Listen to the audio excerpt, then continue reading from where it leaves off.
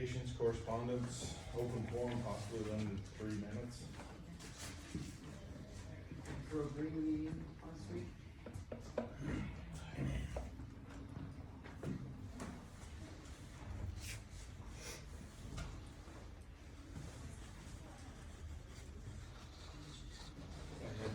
Add that, go ahead. I had GCDC. The directors meeting is the correct term, not confusing. And, then we had, Dan and I talked with, ISG on the schedule, try to get the schedule put together that we'll talk about later today. I was gonna say the ISG meeting about the jail, and then I had a, regional supervisor meeting in Boone Wednesday night. Fairly well attended. But there's several communities that have or are gonna build jails, so we're not lone strangers.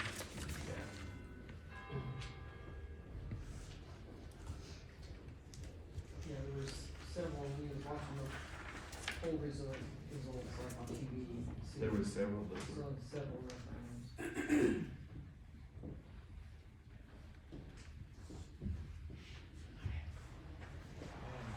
Jack? Busy weekend for both us and Michelle, and now a busy few months for Thomas. Obviously, we're having the comp board meeting this Thursday. I was just curious what your guys' thoughts were on employees increase.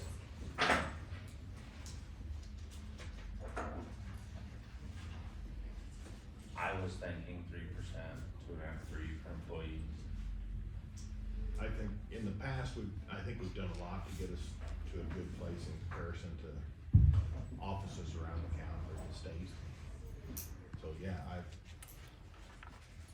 I think that's a number, I'd be comfortable in that ballpark. Does the compensation board kind of make that statement, or do we? They make a recommendation. The recommendation is just for elected officials, the compensation board. Alright. Yeah. I think that's a responsible number for us to. we've I done just, a good job at keeping up with and getting up so we're not out of line. Well, we just gotta Say, maintain and stay. Typically, we base other employee raises on elected officials' recommendations. Can we get a firm number on the cost of living, or? the email I got said 3.2%. We'll get one before we don't have to make that decision. Yeah. Yeah, I think in that 3 to 4, somewhere in that range. Yeah. Okay. We have more people, I think, that wanna come in. There's some standards, There's room in here. There's some rooms over here, I can. if you wanna, or people can sit, if we need more.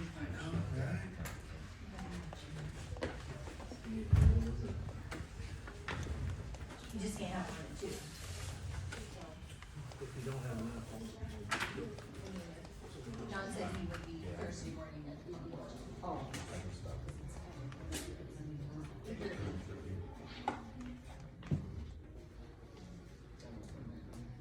Dan said he only had the 2 of us.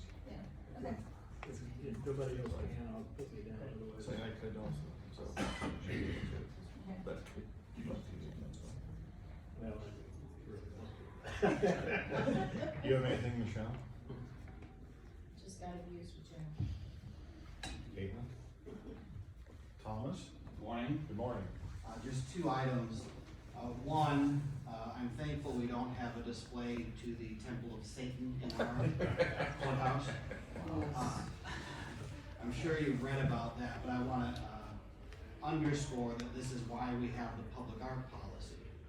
Because the state capitol has a policy that you're allowed to have a nativity scene. If you have a nativity scene, if an outside group can do one display, you have to allow another group to do a different display.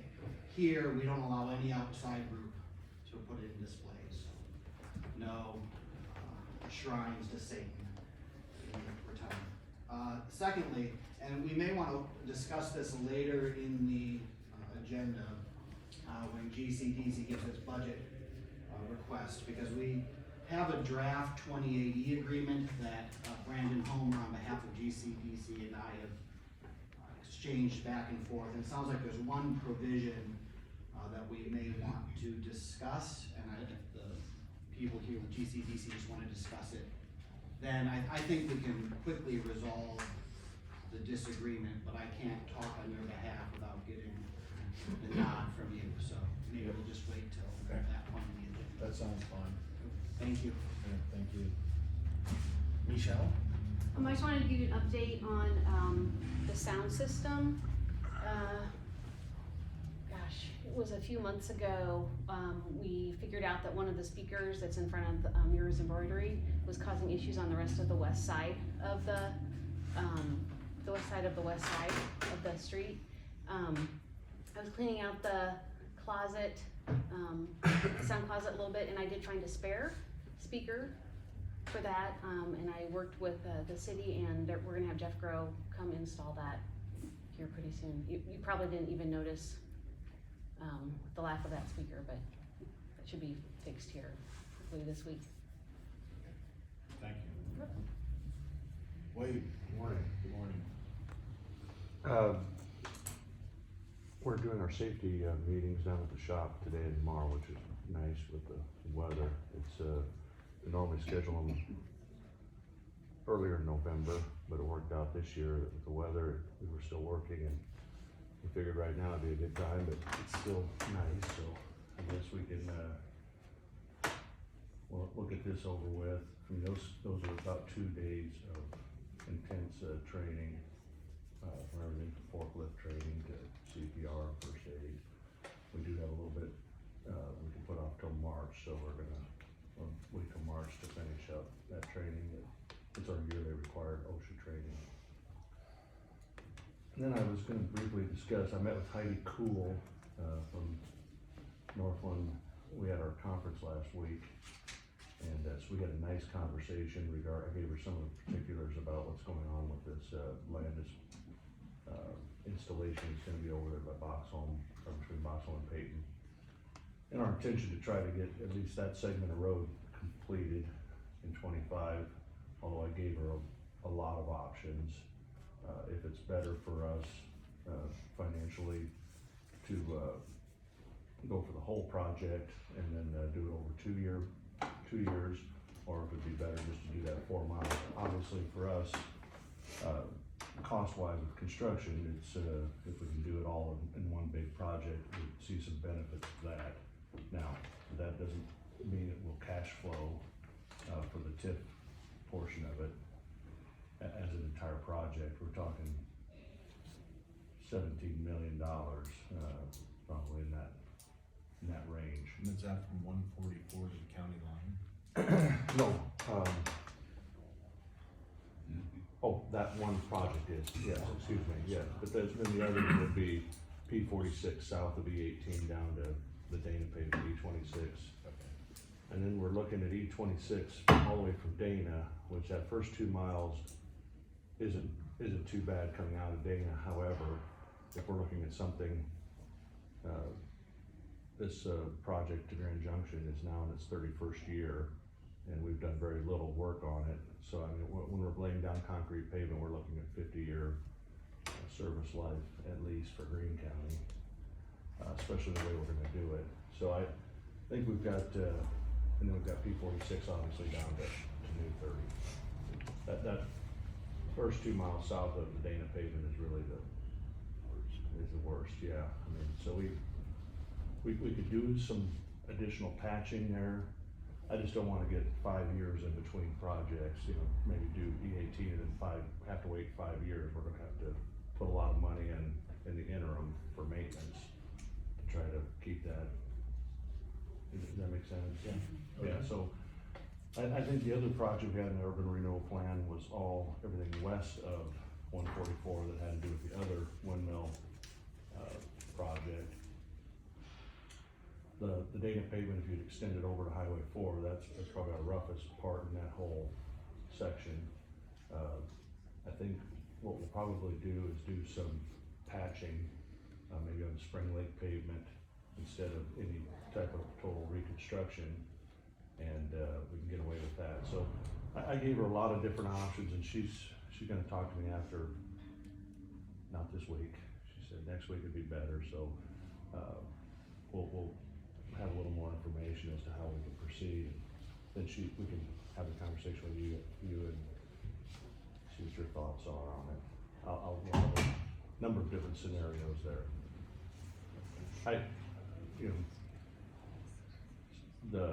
The problem with trying to get all of it done in 1 year is you have a tremendous amount of roads over there that are closed down as far as getting around. My intention is that we would take the pavement that's there, crush it, and place it back down, so there'd be a drivable surface. We have to deal with the hog. There's a number of hog facilities there for feed and getting, access to those. So we've got a few hurdles to jump through there. Okay. Anyway, Anything else? more to come. Okay. Thank you. Becky. You want to visit with us this morning? I did just wanna visit with you. Good. Might be a little. No, it's all, no, good, we're glad to see you. Okay. I'm gonna stand here by Dan. That's good. I thought so. I need a bodyguard. I thought so. So this is your packet plus. Okay. Okay. Okay, so I'm just gonna hand this out to each of you.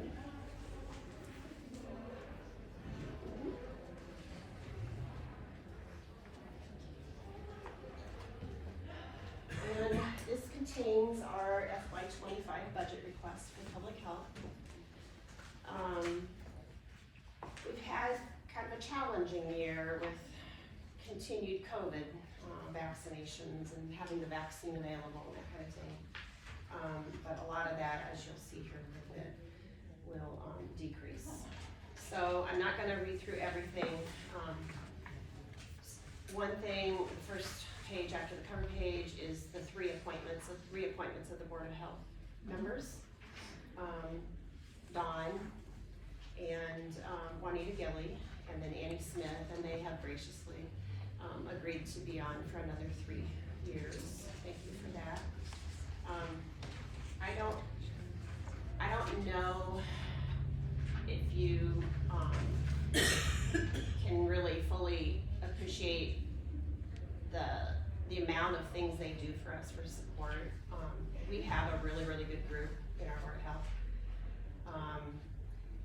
You know, some counties aren't as lucky, but I feel we've got a very engaged group. So. Next page is the staffing ratios, just showing the number of FTEs per staff member. We do have an open position right now for a nurse. We'll hope to get that filled within the next month or so. The next page is the FY '24 accomplishments so far. And I did list them as far as vaccination services. Obviously a big part of it was the COVID vaccination. COVID vaccine has become commercialized, which means instead of getting it directly from the government, providers have to purchase that through a manufacturing distributor. And unfortunately, the price was jacked up quite a bit. So we had to make some kind of tough decisions on how we could provide. We do provide the COVID vaccine for the kids because we're the only pediatric vaccine provider in the county, but we really haven't had much demand for that. The other thing is we are a bridges access provider for COVID vaccine, and that's for people that they can come to us, get the vaccine, and there's no charge. And it's for the uninsured and the underinsured people. And So we've had just a few come through that. Otherwise, vaccination clinics, you can see we're kind of just out and about everywhere. I was happy with our drive-through clinic this fall. We reached over 60 people, and our goal really is, we do it out at the fairgrounds, and our goal is by the time you hit the entrance, if you've already registered, our goal is to have you driving back out within 5 minutes. And for the majority of people, we did meet that. Home visitation program, that's through Early Childhood Initiative. And just something to kind of point out there, we've had a record number of enrollments since July 23. And of 25 families served, 46% are of Hispanic Latino ethnicity, and 5 of those have limited English speaking skills. So we use our, it's called Stratus. It's a translation service, interpretive service that the hospital has, but the advantage is that it also, the people that are the translators are approved or certified for doing medical type translation. Is there any, excuse me, is there any assistance from the federal or state government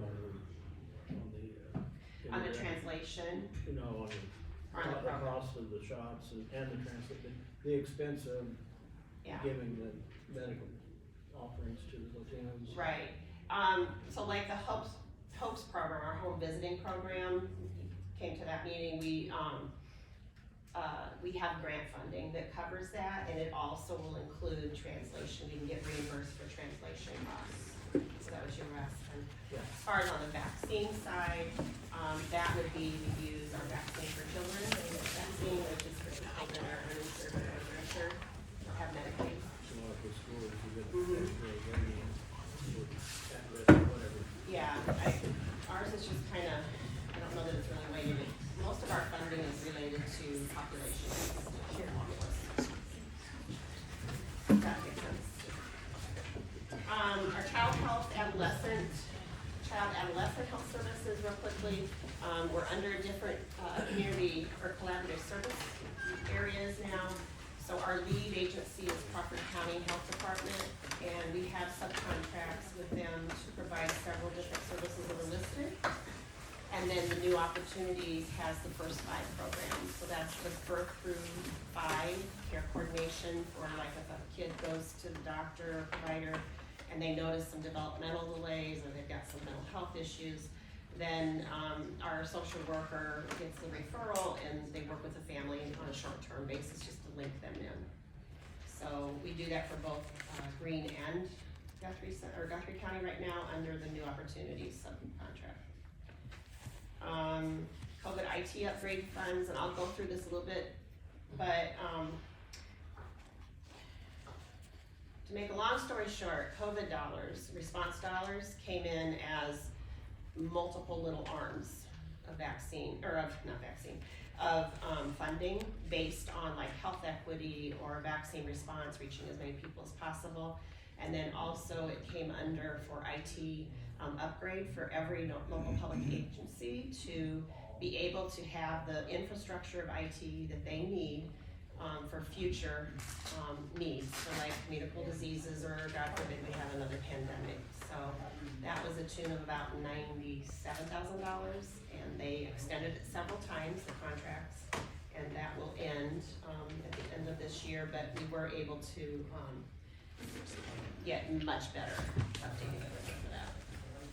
Last thing is our keys, unlocking the dementia prevention classes. Deb Hoskins is our lead facilitator for that. It's a 10-week course that people learn how to reduce their risk of developing dementia, and that's been really well attended. The next 2 pages are calendar years, so January through June 23, and then July through November 23. It's just showing you the totals of, we have about 18 different service lines we're working off of. So it's just telling you how many people we reached or how many contacts or how many hours. And we track that every month. And then the most popular and interesting part is our last page. and this is a 3-pager. Did you happen to get 2? I got you. Oh, you lucky thing. Okay. Oh, you lucky too. Okay. Do you have a back page? Front back? Front back. Front, back, Yeah. so is that what you mean by 3? Because Yeah. we have a front, back? Yeah. Okay. Yeah, so just walk I got out and just that'll got be 2 easier to packets. look at.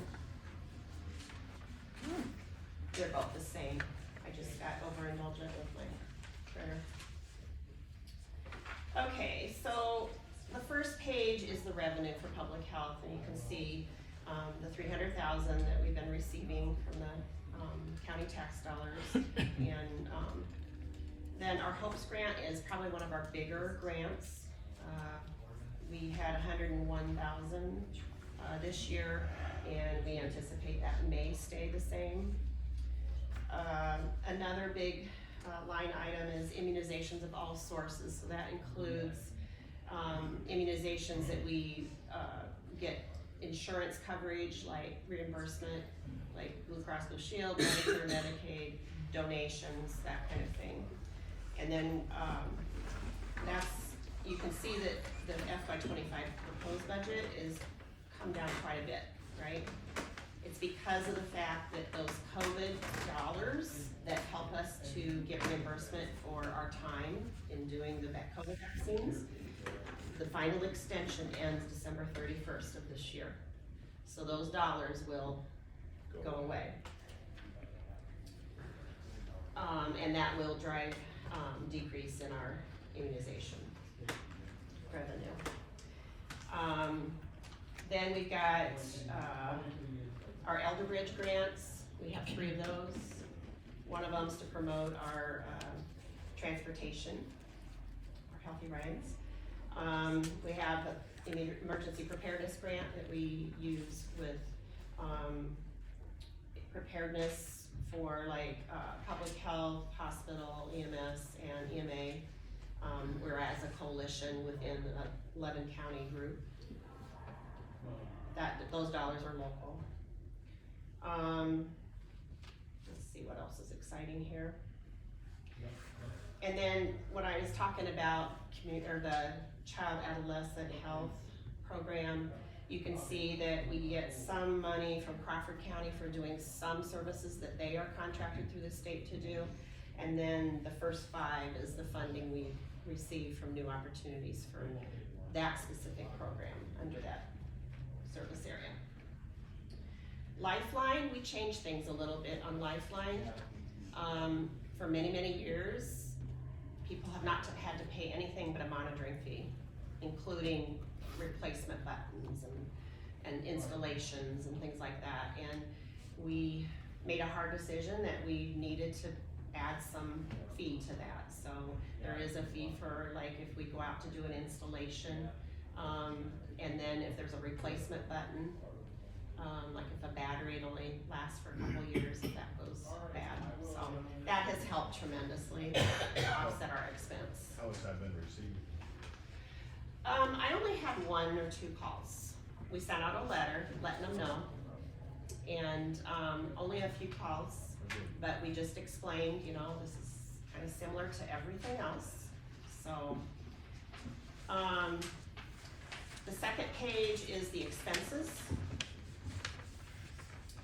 And you see that highlighting under director wages. So in December of 24, I'm gonna retire.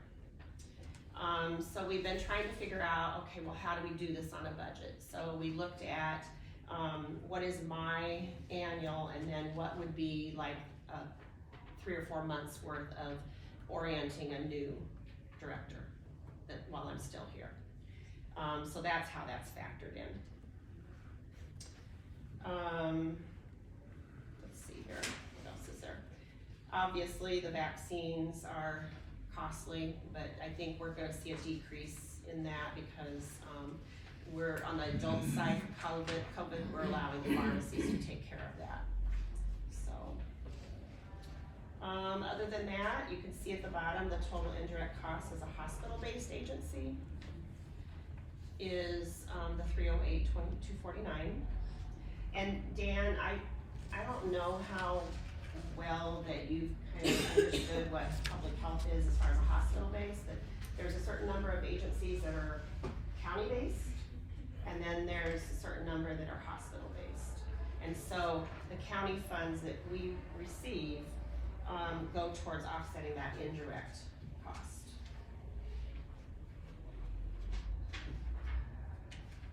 And it's all summarized on your final paper, that final page. So, asking is still $300,000, and it goes without saying that we have a great crew and we appreciate everything that we do from you. We know we're really lucky to have a very supporting board of supervisors too. Well, Any questions? we really appreciate that you're asking to stay the same since we've had to kind of reorganize. We Yeah. know that may be the only thing in the world that stayed the same. Pretty much, yeah. So that, Yeah. we appreciate that. Well, and thank what- you. Everything else you do out there. Thanks. Yeah. So, any other questions for Becky? John, Yes, Lance? Becky, we still have the pot of opioid settlement funds, which, we had hoped to partner with Webster County on this drug court, and it's just not gelling the way we had hoped. So I don't know if somebody, you, maybe Michelle and I wanna see if we can use that money, because if we don't, it reverts goes to the back. state. When does the contract end on that? And I'm not sure there is even a deadline, Okay. so ultimately it has to get used. Okay. Billy, and I think we have quite a bit of money that's starting to accumulate. I think 60-some thousand right now. So they go ahead and give you the allocation and then you have to prove. Every year for the next like 15 years, we're getting a check. Yeah, And, my disagreement with it all along was when the state attorney general reached that settlement, they defined very narrow purposes for which we could use the money. And then for the clause, if we don't use it, well, lo and behold, it goes to the attorney general's office. So I'd like to keep that money in the county if Sure. we can. Yeah, well, I'm happy to get together and see what we can come up with. And I know you had a couple ideas. but Yeah. I don't want us to lose track of that. Absolutely. Yeah, you don't ever wanna lose dollars if you can. So, yeah, just let me know. I'm happy to do that. Well, All right, anything else? Welcome to the group. Good job. All right, thank you. Come on.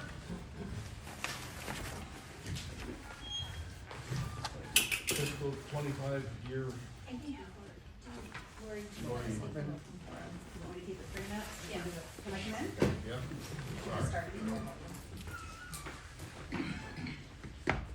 I have a new calendar for you. It's 24-25, and if anybody else, we get them from the university, so if anybody else wants a 24-25 calendar, we're here. Okay, stakeholders report. I come every year, and I wanna say thank you. This is what we've done, so let us know if you think we're doing an okay job, or not a good job, or a great job. Thank you, John. Is there enough for everybody? Oh, Samantha, the saving today. Oh, yeah, sorry. We got a hoarder over here.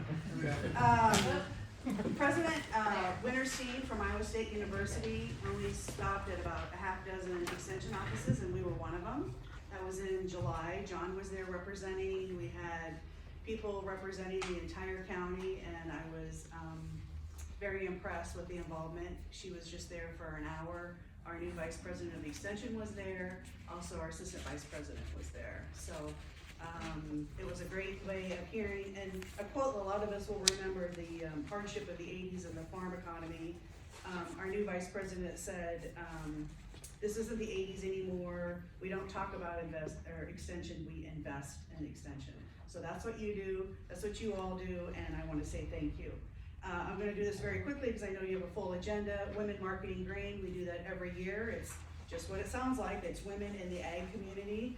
And this was a 5-week program that we did. Stay independent. We all know that we have an elderly population. We partnered with Evergreen Ridge, and so we went to them and had the community go to Evergreen Ridge. And we did 4 weekly sessions, and in January we're gonna do another 4 sessions. So it was either free or $10, it depends if you're a resident of Evergreen Ridge. But we wanna help people make those decisions on staying independent and healthy in their homes. Culinary opportunities, everybody loves to eat, and we love that we have Cindy Adamson, who is an amazing chef. Greene County Fair, if anybody of you came out, thank you to Samantha, stand up, come on. We have had tremendous growth in our youth because of Samantha Hardaway. Was our summer assistant, and now she is our county youth coordinator. We have seen 80% growth in our Clover kids, that is kindergarten through 4th grade, which is the next stepping stone of them getting into regular 4-H. Partnerships with libraries, with the school, with the Career Academy. It's just gone by leaps and bounds. Greene Leadership, I do this every 3 years. Billy Joe is an alum. We didn't scare her off, and it was, I don't know if you want to say anything about it, Billy Joe, sometime, but go ahead. It was a 3-week, 4-week course. Just very enlightening. That really makes you think about things that you don't normally think about, I guess, as far as leadership. And it was a very, very good group. Yeah. I said it was a mix. It's eclectic, yeah. Yeah, but it was fun.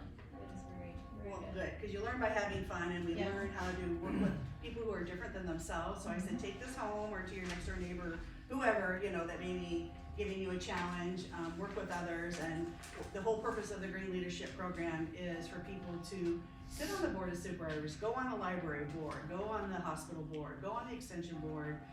Maybe they want to volunteer as a 4-H leader. We need more leaders coming into our community. The council, we give a little wave. We got Scott Weber. Come on, you're tall. There you go. We have Sherry Minahan and Pam Ulrich. Okay, you can wave around. There we go. So we have 3 of our extension council members right here, and they're elected officials, and they guide us in what to do. So that's all I have. You can also see the number of adults and youth that we've impacted. We'll leave a few here. I didn't realize we'll have such a big crowd, so if anybody wants more of these, this is what, I'm very proud of our results, and if you see something that we're not doing that you would like us to do, that's what we're here for. Come to me, come to a council member, and we'll try and meet your needs. Any questions? Thank you. I mean, there's years and different times, periods of time where do we still have an extension office, or what's going on? And that's not that way now. No, we've been around over 100 years, so if you haven't heard of us, maybe you've been living under a rock. We're very fortunate that Iowa State University is just right down the road, so we have specialists that come in. There's a lot that I don't know, and I'm not afraid to admit that, but we have experts that come from Iowa State University and then talk about, we just had the private pesticide, we had about 75 individuals. I was waiting for a big storm, because that's when farmers come out in droves, right? Because they're bored. Yeah. It was a beautiful day, and we still had a great turnout. So we're here to meet the needs of the young and the old and everyone in between. That's what we're here for. So I appreciate your support. Thank you guys for all you do on the board. Okay. Agenda items. Our first item is the Greene County Libraries and Library Association. Hello, ladies. And gentlemen. Good morning. Good morning. You. We, kind of filled your audience today, but I want to introduce, we have a new auditor, a new supervisor, and a new librarian. So I want to make sure everybody knows each other. With the librarians, please stand up and introduce themselves, and the trustees as well. Starting over here. I'm Kara from Ripley. I guess I've been here before. Bailey Mountain Services Librarian right here in Jefferson. I'm Corinne Bonet, the Peyton Librarian. Tammy Ross for the library in Scranton. I'm Alan Robinson, Library Director in Grand Junction. Sherry Minahan, I'm the director in Sheridan, and I have 3 board members here. I have Kathy Olson, Carla King, and Phyllis Minahan. Spelled with an I. That's right. Get that right. Okay, I'm Mary Jane Fields. Most of you know me. I'm Jefferson Library trustee. Welcome to all of you. Yes. I'm Jane Millard. I'm president of Greene County Librarians again this year, and director of the Jefferson Public Library. And all of you know Billy Hoskins, our new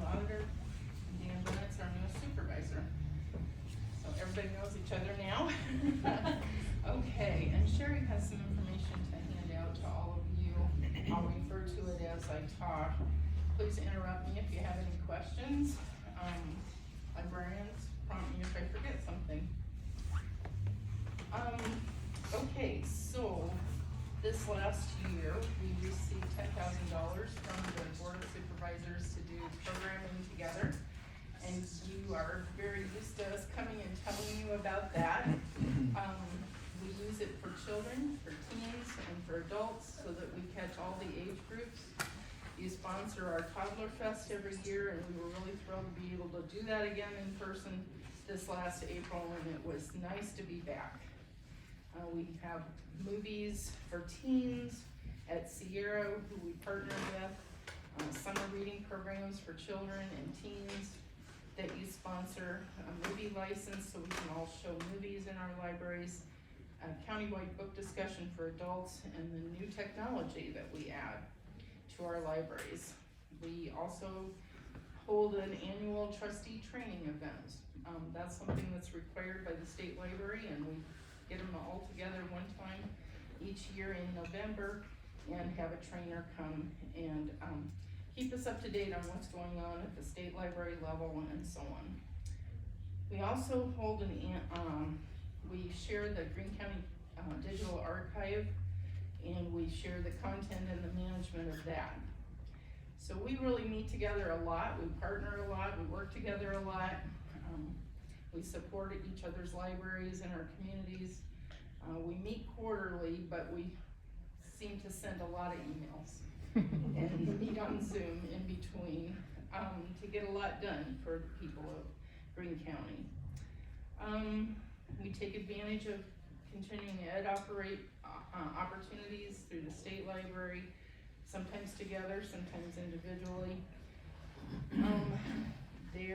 Those are some of the programs that people know that we offer each year, and they look forward to them, but we're always trying to think of new programs, and we have ideas for what we would like to provide in our libraries. And so you help us with funding new things in our libraries too. Something we all did together this last year, during the grant cycle with Greene County Community Foundation, we applied for a grant together to put an AED in each of the 6 libraries. So you helped us accomplish that. And so we just recently went through training with Michelle, and hi. And so now each of our communities is a little bit safer because of what we do with you each year with your funding. So now we're thinking of another idea of what to apply for a grant for again. It just helps us extend that funding. So there's a green report that Sherry handed out to you. It kind of gives you some of the numbers as we combine our collections and our programs and services, so you know what all we offer to the residents of Greene County, rural and in our communities. And I think those numbers are really impressive. I hope you do too. What we use the funding for that we receive from you as the total allocation is divided up between us is for general operating expenses. So paying the light bill, making sure each library is comfortable when our patrons come in. The salaries for the librarians, purchasing new items for the collection, books and many other things, programming for all ages, and we've already mentioned technology, which, it's just more and more all the time. We have a virtual library of materials that our folks can borrow. They don't take up any space on our shelves, but they sure are used well. Printers, one thing I notice in our library is nobody has a printer anymore. They're always coming in to have us print their things off. And of course, they don't have fax machines and notaries and scanners in their home either. So the library is kind of becoming business centers in our communities. And people that are traveling through our communities know that too. So sometimes we don't even know some of the folks that are coming in, and we may only see them one time, but we're providing service. Maintaining our buildings, and, so those are some of the things that we use the funding for. We're asking for an increase this year, and what would we do with that? So, increases in funding help us innovate. They help us bring new things to our libraries. And we can serve everyone with those new programs, new materials that we're offering. When we go to our classes and our meetings, we're always learning about what new things are happening in libraries, and we wanna be able to bring those back to Greene County and offer those. But sometimes we can't, because sometimes we don't have the funding that we need for that. So, we encourage you to be our partners in adding new things to our libraries. When we respond to our communities, they tell us what they need, what they wanna have at our libraries, so we don't wanna be restricted and not be able to offer those things. I mentioned that we are becoming business centers, we're teen activity centers, we're children's early learning places, centers where they know they can come and maybe start learning how to read and interact with other children before they go to school. And I think the teachers, I know a lot of them have said to me, they know when kids have hung out at the library before they come to preschool, cause they kinda know what's expected.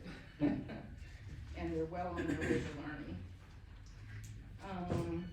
Social centers for seniors, there's a lot of folks that need that interaction with other people throughout the day, and they look to libraries to provide that. And places of lifelong learning, so that's why we do all that educational programming for all ages. We wanna be full service in our communities, and we appreciate your help in helping us do that. And we know that probably everyone is always coming and asking for more, and we appreciate you considering our request today for the coming fiscal year. This chart shows you kind of our progress, and this is something that Jane Hume provided every year for us.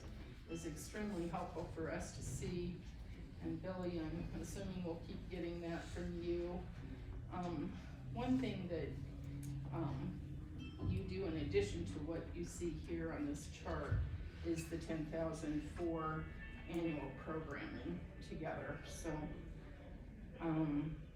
unless it's on there and I'm not seeing it, but that is something that you do over and above the allocation that you give us. And that's reflected on the, let's see, you hand out our budget request, Sherry? No, you didn't have that one to me. Okay. It's on the very Just a second. Is it in the red? That's the current year. That's the current year, Yeah. she's handing out. Well, I thought I was.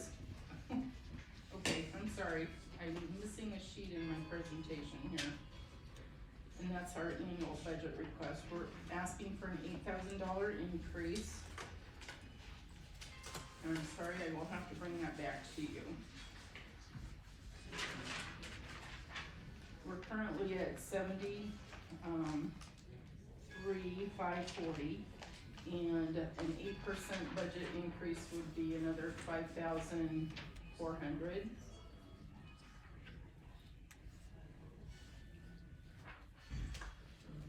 So that's our request for the coming year.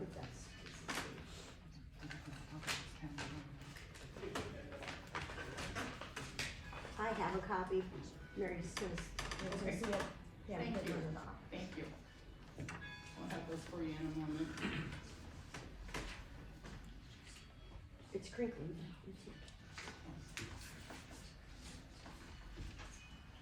I found my one copy.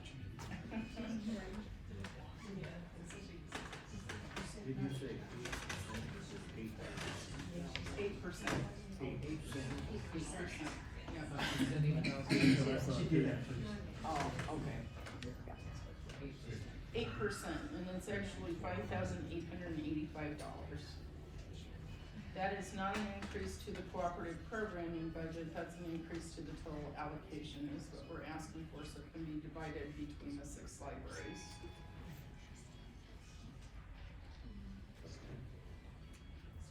Will you be asking for an increase from the, incorporated areas as well? The cities, Yes. oh yeah. I guess I can't speak for everybody, but yes, we did in Jefferson, how about the other libraries? Don, Yes, we try. yes. We try. Any other questions? I think that page is coming your way here in just a second. So do we get our numbers, you guys base your, money off of our circulation then? Is that what?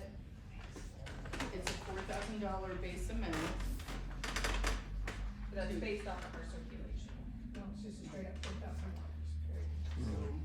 There's a base amount and then rural circulation, yes, after that.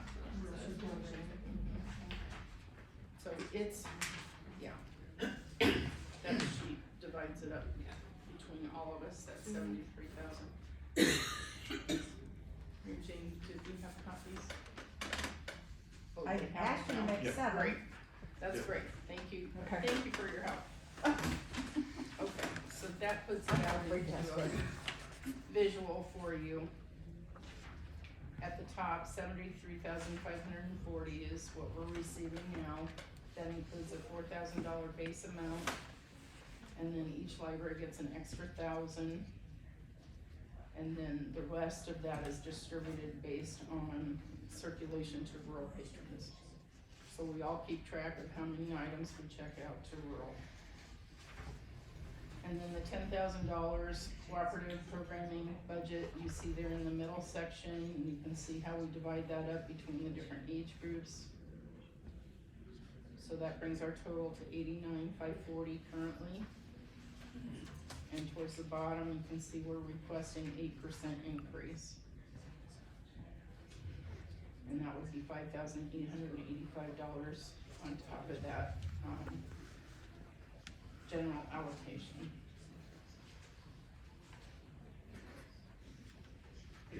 Librarians, do you have anything you wanna add? I have a question when you're, talking about circulation, this, based on circulation, things checked out. Does your circulation also cover services provided by the library such as computers or? See, I'd like to have that added to I it, was cause we just, do have. just wanted to clarify what the, just to make sure. Right, so that's a good point, good, wonderful question, maybe we should spend a little time clarifying. It is just strictly items checked out. Okay. So that includes, use of the virtual library and the physical materials in the library, but they actually have to be checked out on a library card and go out the door. So no, it doesn't include how many people come to our programs. Right. When you And send a book, like you send a book maybe to another library or something, is, that's a different program. that's a different, okay. Yeah. That's subsidized by the state. Oh, okay, Yeah. It's called interlibrary loan. okay. Yeah, and open access where we can lend to other libraries across the state and we can borrow from them, yeah. As far as supervisor's money for me, 55% of my circulation is rural. And about half. That's over half, yeah. Ours is So- right in half. Right. So we definitely like and use your money. It's very important to us because we're servicing more rural population. Yes. Yeah, I agree with Sherry, I looked at ours is roughly 50%. That's what I'm saying, the outlying areas. Yeah. Definitely, I know that. Which is anybody. If any of you that live in the rural area can come to my library on a rural card, so. We Well, keep do you towns know if separate. the supervisors got the report that we turned in. No. Okay, I did bring some extra copies, would you be interested in our annual report? And Kira has figured that percentage on here.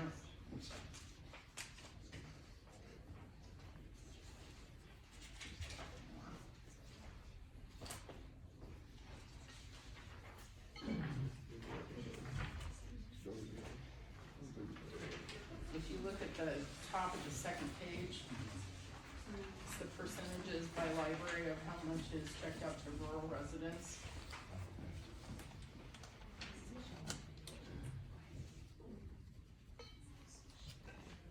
So Sheridan is 46%, Junction is 16, Jefferson 16, Peyton 29, Ripley 30, and Scranton 19.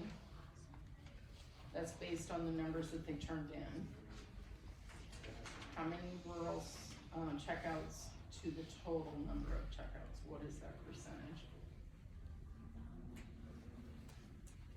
But that's a very good point, Dawn. We don't, when people come to our programs and we do outreach programs, we don't ask, are you in town or rural, so we don't always know.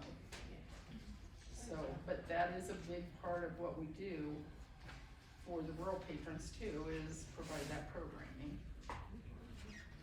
Mary Jane? I just have a comment, Jane. This is my 6th and last year as a Board of Trustee member for the Jefferson Library. And one of the things that I've noticed in the reports that we get is that we unfortunately have to admit to a declining population in Greene County. But we have come back to pre-COVID levels of attendance and usage. And even though our population is decreasing, the libraries are getting used more and more all the time. In more ways than even we ever imagined when we became librarians, right? It's definitely more than just books, yes. That's like way down now. On that second page, out of county residents, are those people from, like in Sheridan, are they Yes. Calhoun County that are Yes. coming down? Yeah, Yes. they're either open enrolled. We have several that are open enrolled, but we work, with teachers that are sitting where we do. We used to have several from Webster County, and we do have a few families from Webster County.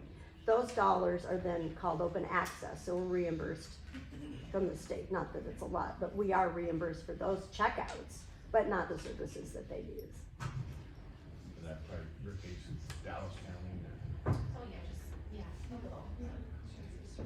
At the end of every fiscal year, we sort of turn in a bill to the state For those. for open access, yeah. Because everybody can use our libraries. No, that's great that they're coming and. Yep. I just have one more question. Sure. So on the last page, libraries, state accredited, do you get extra funding, or what's the perk for state accredited? Yes, it makes us eligible for state funding. Okay. So the way I describe it in our library in Jefferson is most of the funding comes from the city, then the county, then the state, and very little from federal. And only if we apply for that. So the state, yes, if you're accredited, you're eligible. We get about $2,500 a year from the state. And I've been here long enough, I remember when we didn't even get that.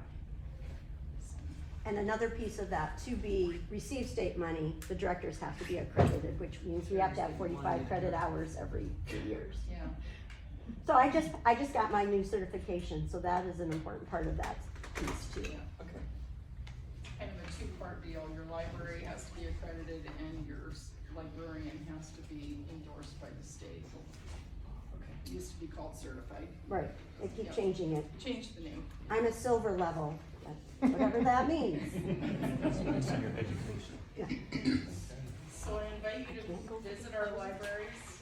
Please stop in. Come to our programs, not just the ones you sponsor, but especially those, because we'd love to see you there.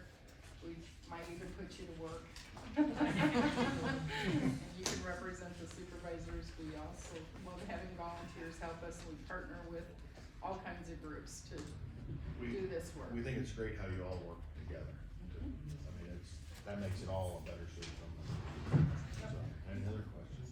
I have one more comment. I don't know if you are aware or not, but as of December 31st, Marilyn Tilley has retired from our library after 38 years. Wow. So there's a lot of change happening in Sheridan. So, yeah. It's a lot. I knew she did a lot of work, but I picked up half of what she did, and that is not fun. I'll make another, comment about this report. This was the first time we did a joint report. We've all turned them in individually, and really it didn't change a whole lot, other than we were able to see each other's answers and work on it collectively on the software, so we could see how everybody was doing, getting their answers in, and kind of helped us make sure we were answering the questions more consistently. But it did point out that we have some work to do on that. Each library is the same and yet very different, and so some of them, we learned a lot doing it this way, so next year maybe we'll improve on this. It's a nice report for us. Yeah, and we've done it every year, but I'm not sure that you've seen it. Not compiled like this, for sure. Yeah, so hopefully this makes it easier too than reading 6 of them. Yeah. No, thank you very much. Okay. We'll keep you put on advisement. Thank you. Thank you. Thank you for helping us do what we do. You do the work, a lot of work.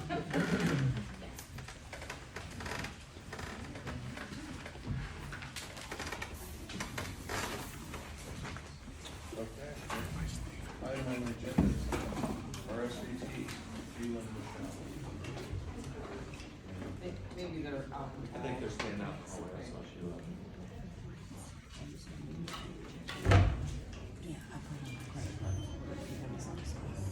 Yeah, there they are.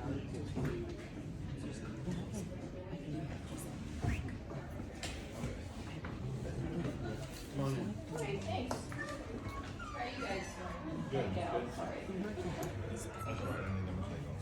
And that's the stay open. Yeah, It's open. okay. Good morning. Good morning. How's it going? Good. Good. I recognize some faces, but not all faces. You? What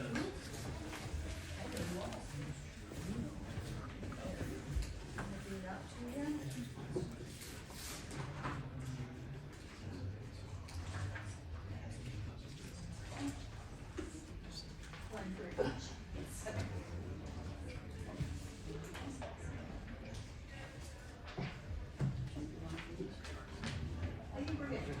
Okay. Well, thank you. So for those in, I'm Michelle, Paul, I'm the department director, and work with Sheila over here in Greene County, but I also work with the Boone and Guthrie counties. We serve all 3 counties for our program. So what you'll find in the packet here is our letter of request, and you will notice that previously we've been allocated 2,500, and we've made an increase request of 500 to 3,000 for our funding this year. The program, we still work very hard to grow the program here in Greene County, and it's also helped with last on a little bit over to Guthrie. We served the home that was just like right on the line, so her and our coordinator in Guthrie County worked together to serve the home for visiting. For the grocery shop. Visiting. While they were recuperating. You will also find in here, for those who, that I presented to before, I usually give you some paper or report that's just nothing but words that you have to read. Well, we switched it up this year a little bit and give you some pictures. So the annual report this year will show what we have done in our last full fiscal year, which is July 2022 to June 2023. Is telling you how many volunteers that we serve through our independent living, which is our grocery shopping, the in-home visitation phone friend, the adult caregiver respite, and this is all 3 counties together. So this independent living is also taken into account the Meals on Wheels and some transportation programs that we have in the communities as well, the other counties. It gives you the pen pal and some pictures for the pen pal. You'll notice that through the pen pal letters and some volunteers within the schools, that 78% of those students improved in academic achievement.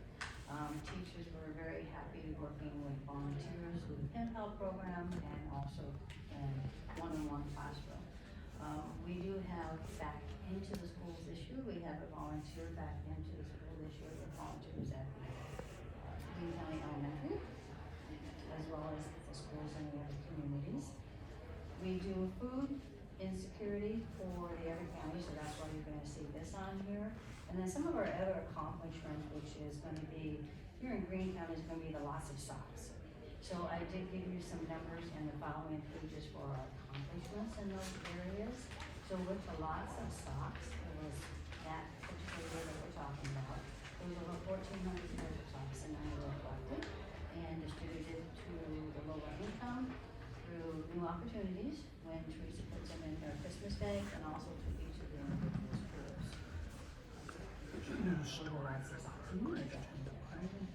I just get rattling on and I just keep it going. So you also find on the next couple of pages is some testimonials from pen pals, the students, volunteer, and some of our services that we offer, for grocery shopping, respite, and in-home, some testimonies. Thing about the in-home visitation, we had a new client this year, and she had flown in from Las Vegas, and she had been in different places, and so, we got our volunteer lined up, and she was just loving it. She says, "This is so much fun." She says, "I was here by myself, I didn't know anybody, and this gal that's working with her and meeting with her once a week, they play Rubik Cube, and I guess it's a fun game, and this gal loves to play this game, so that's one that was a special one this year. We also, with the new GAP, one of our new GAP people, has been very happy with what's been going on there, so, we've had some new volunteers in those areas, so, besides our pen pal, So you'll notice in the statistical numbers on the report for the in-home visitation, we do survey every 6 months or once a year how the volunteers are benefiting the homes, the participants that we serve. And then you'll note that 92% of the in-home visitation and phone friend and 100% of the caregivers, they report back to us that they are increasing socialization. And we tell them to be brutally honest with us, so because we do want the concerns back and we want to have any kind and all kind of feedback for us, because that's how we can improve and how we can move forward to better serve them and others. 86% of the GAP participants, they improved in food security. We don't receive all of the receipts from the volunteers. We ask them to get duplicate receipts and then provide the receipts. So then that helps us know how much the volunteers are out there doing. But it also helps them to know when they need to go back to their participants for another grocery card or for just the logistics pieces of it. But you can see that they spend almost $14,000 in grocery shopping. Where a participant may not necessarily spend as much at the grocery store normally if a volunteer did not go for them, just because they can't handle the physical aspects. They just don't go. They rely on their meals and wheels and different things like that. So we do measure the outcome for them all. So this page here, this is our return on investment, your colorful page here. This is how I can tell the difference on some of our services. So with the return on the investment as a program as a whole, there was $1.02 as a return on the investment. This is the total number of hours provided that fiscal year, times, which is a little over, almost like 6,900 hours, as you can see at the top. And the time spent for volunteer hours was $28.90 was a 2022 volunteer value for Iowa, so that's what we use here. If you scooch on down to the respite in home, it's 31 cents return on investment. This total investment is what is given just to those services and not for the budget as a whole.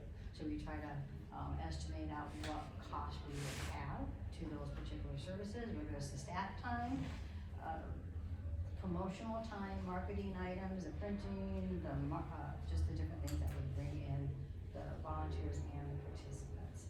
Education was $1.26, and again, the total investment is just the cost to those programs. A lot of that cost will be what we do for the pen pals within the schools, because we look for outside sources to help pay for the postage.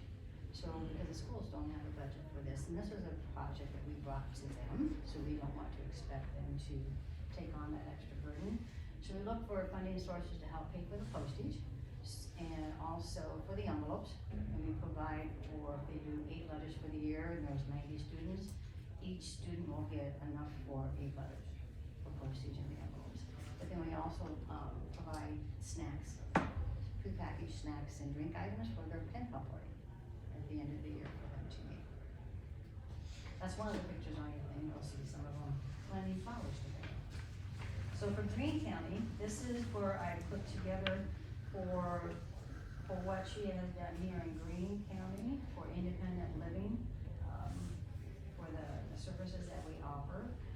The total investment would be for her time, staff, and anything that we put into recruiting the participants, the homes that we serve, and the volunteers that we serve, plus all of those other general budget items that we put into that, for that. But it's also for the 17,000, that's the hours, but that's times what the value, what you get paid. So I go by what the hospital would pay, because they're our sponsor, Greene County Hospital. So if they pay $15 an hour, then I take it times $15 an hour, because that's what their home health does. They raised everybody up to that for that, so that's how I do this. So if they were gonna be paid, going in, doing the same services, that's how we got it done. So there is, a bit of savings on the dollar for each of the services that we offer. We provided you with the budget for our next fiscal year, which is gonna be, I'm gonna tell you that we're changing our fiscal years because of our choice, but we are sponsored through the Greene County Hospital, but our grantor is AmeriCorps Seniors, which is the Corporation for National Community Service, which is a name you've heard me talk about in the past. They have for senior corps RSVP, Retired Senior Volunteer Program, FGP, Foster Grandparent Program, which the closest one is in Carroll County, and SCP Senior Companion Program. To make it easier on them, they put all of the RSVP throughout the nation on the same fiscal year, all the foster grandparents and senior companions on the same fiscal year. So we are moving to a April-March fiscal year. We are currently, right now, July-June, but this grant year will end at the end of March, and then we'll start a brand new year in April. But our spending still is, spent for the year. I mean, one of the requests, it's like our 2,500 that we currently are allocated, that is still spent for the 12 months. Like that. And we'll just show, differently as far as the years go. Our budget from last year, this year, it does not change much. We don't change much because we don't get much of an increase in other areas. Of course, we don't get any higher federal dollars, state dollars stays the same, and our local dollars have stayed the same. When I say I write for local funding for our pen pals, there might be some foundations or trust funds that I can apply to, and then just hopefully that we get some sort of funds to those areas as well. So we do those kind of supplements as well. So the increase that we're asking for here for Greene County is to help with the enhancement of the programs and Sheila's work and bringing in more homes and services to the participants. We also, in the letter it states that we have signed up, she has signed up, not me. Yeah. She does a good job, yep. Since July, she signed up 11 new volunteers, and she's also had new participants, so we're seeing our marketing work. And some of the marketing came from the Greene County, Greene County funds, so we're seeing some of that come back to us as a return for that. You have some more things you wanna say? No, I just think it's been a good year. I think I mean, we're always looking for volunteers. Love to see any of you sign up for it. It'd be great to have you be one way to learn more about the RSVP programs. But also, I mean, it's great working in the area. The people seem to be open. I send out emails, I send phone calls, I do presentations. And it's ongoing, as many of you know, volunteerism is an ongoing thing. And we appreciate the referrals that come in from public health and other areas. So I would say keep working at it and continue to make what we want to do, to make our goals for the year. A lot of our homes do come through referrals through other places, home health or some people who use the services and they wanna pass it on, or they hear it on the radio, but also pharmacies, we get the information out there in a lot of different ways. There is this, she's saying volunteer opportunities, this is just Greene County, this one. And we will be evaluating this during this year sometime. We have, it does post emergency in here, but we haven't been in there since COVID, but we will be revisiting that and we'll be looking at a lot of different, making sure that we're up to speed on everything here. For volunteer opportunities. Any other questions for Michelle or Sheila? If you need the information, don't hesitate to give it. Okay. All right. Well, Thank you. Thank you both. And if we need to do any form, in the future for, No, it's meant to, it should be all in place now, just automatically from the end of the year, so, thank you, I'll let you know. I just wanted, we don't take for granted that we do get the funding each year, so we do appreciate the opportunity to come and present to you, to let you know what we do. And we can see by the numbers that it's going to good use. Thank you. Thank you. Okay, next item is Greene County Fair.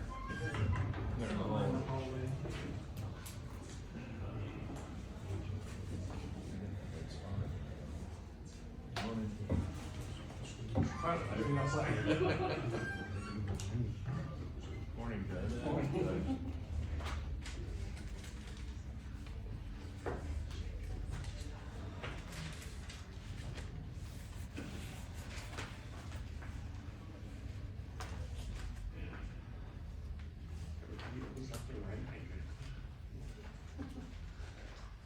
Well, thank you again. Probably to start off, our capital project this year was putting a sidewalk in front of the public cafe, and so now you can get from our social building all the way down to the horse arena on concrete, which actually paid off the first day of fair when I got our huge heavy rain. It's kind of nice. We're currently working on a bathroom, or grant for a bathroom down at the horse arena, so get rid of the cagos and maybe enhance that area a little bit for the campers for the fair, and for the, we have about probably 6 open horse shows. And those horse shows bring anywhere from 150 to 300 people to the fairgrounds every other week in June and July and August. So, board hasn't changed any other than Jack's president and Caitlin's vice president now, and he broke me into being secretary again. So, Clover Hall continues to be busy. I think I counted last night 48 out of 52 weeks we had something in the Clover Hall, not counting the date things. So right now, Toys for Tots is out there. They did the food drive this weekend, so that probably a great place for that. This year we'll have our pop-up Penelope back. Nobody knows who she is. I can tell you who she is. But we'll have a feature of her. Her husband is kind of along with her. He does a magic show and some juggling and stilts and things like that. So the two of them will be here for that. This will be, I think she's just completed her 18th year here, so she's kind of I think she's looking at doing the perfecting Houdini act where she'll hang upside down from a JCB up in the air. Get out of the people better than me. Like everybody else has probably been before you, the biggest hurdle we're crossing is our insurance costs and our energy costs. So putting our insurance costs are kind of two-way. I mean, not only the rates, but with the added additional buildings or newer buildings. But I guess that's a nice problem to have too, so.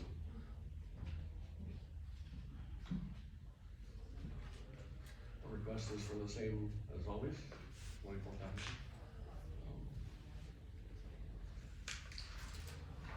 Anybody have any questions? Do you have any comments? Jack or Caitlin? No, anything, I could do a good fair, probably one of the better fairs in the state for a small community. Have you seen, and I think some of this reflects back a little bit on extension, the combination, but the numbers of kids. Numbers of kids are, yeah. Fair. Yeah, numbers of kids is way up, and as well as projects and livestock as well. And if you look at us compared to even Guthrie or Carroll County surrounding us, we are 2, 3, maybe 4 times bigger than Really? them compared to livestock, yeah. That's great. We just came back from a convention, and I talked to a lot of secretaries down there, it's like, oh yeah, we had 24 head of hogs this year, I was like, okay, good for you. You know, and it is a testament to, like, our horse project has grown because Carroll doesn't even have that, you know, so all those Carroll County people are now members of the Greene County 4-H. I think they're all Greene County 4-H members now, like, where they used to just come over here, now they're actually members over here. But her classroom stuff has done amazing things with, Clover Buds and the Clover Kids and all that just brought in tons of Well, that's good. extra They get projects. them started when they're young. Yep. Keep them coming and. Some good programs. Yeah, and absorb what other Keep counties it- are giving up on. Keep a percentage of those is better than what we have, because we,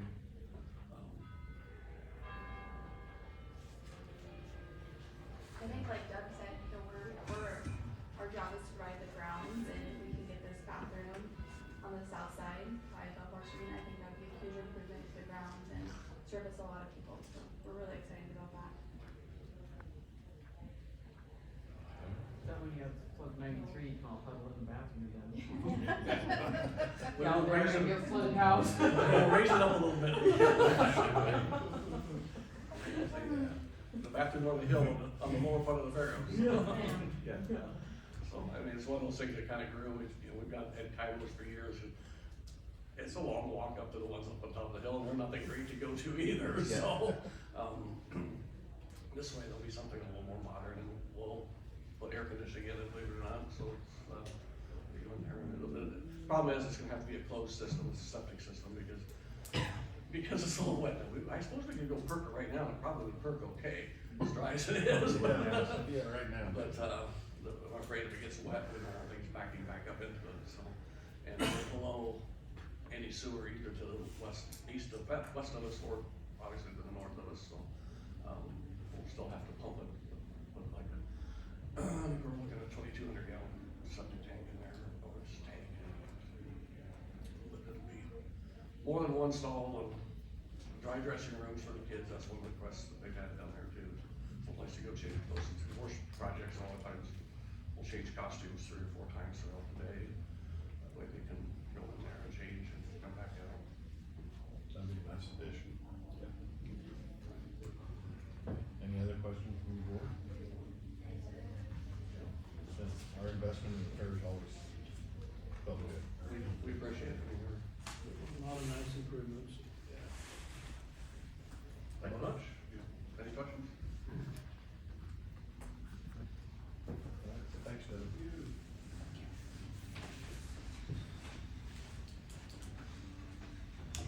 Next, Region 12 Council of Governments request.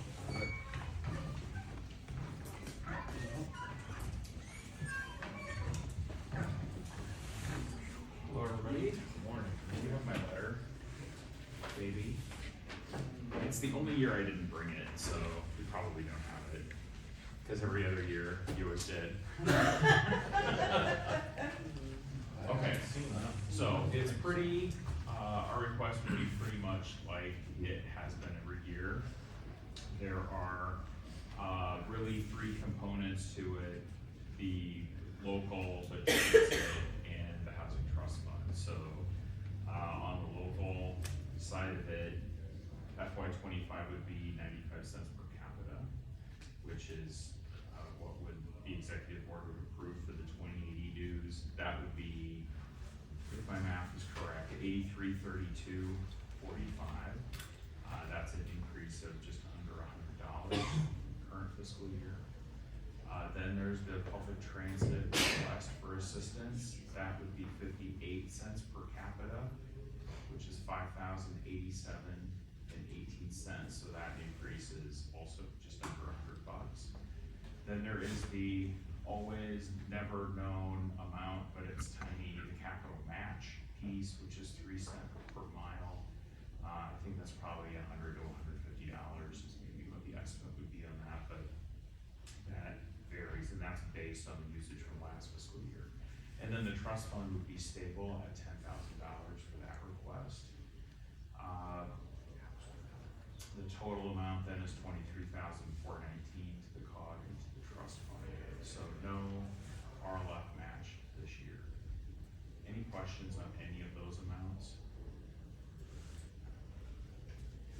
middle school will like the houses, the prison-built homes that are here in town. All kind of part, well, it's all mashed in, I guess not with transit, but of course, those were developed by the COG, so you could argue that that would be under the dues part of our housing portion of the organization with our RLF.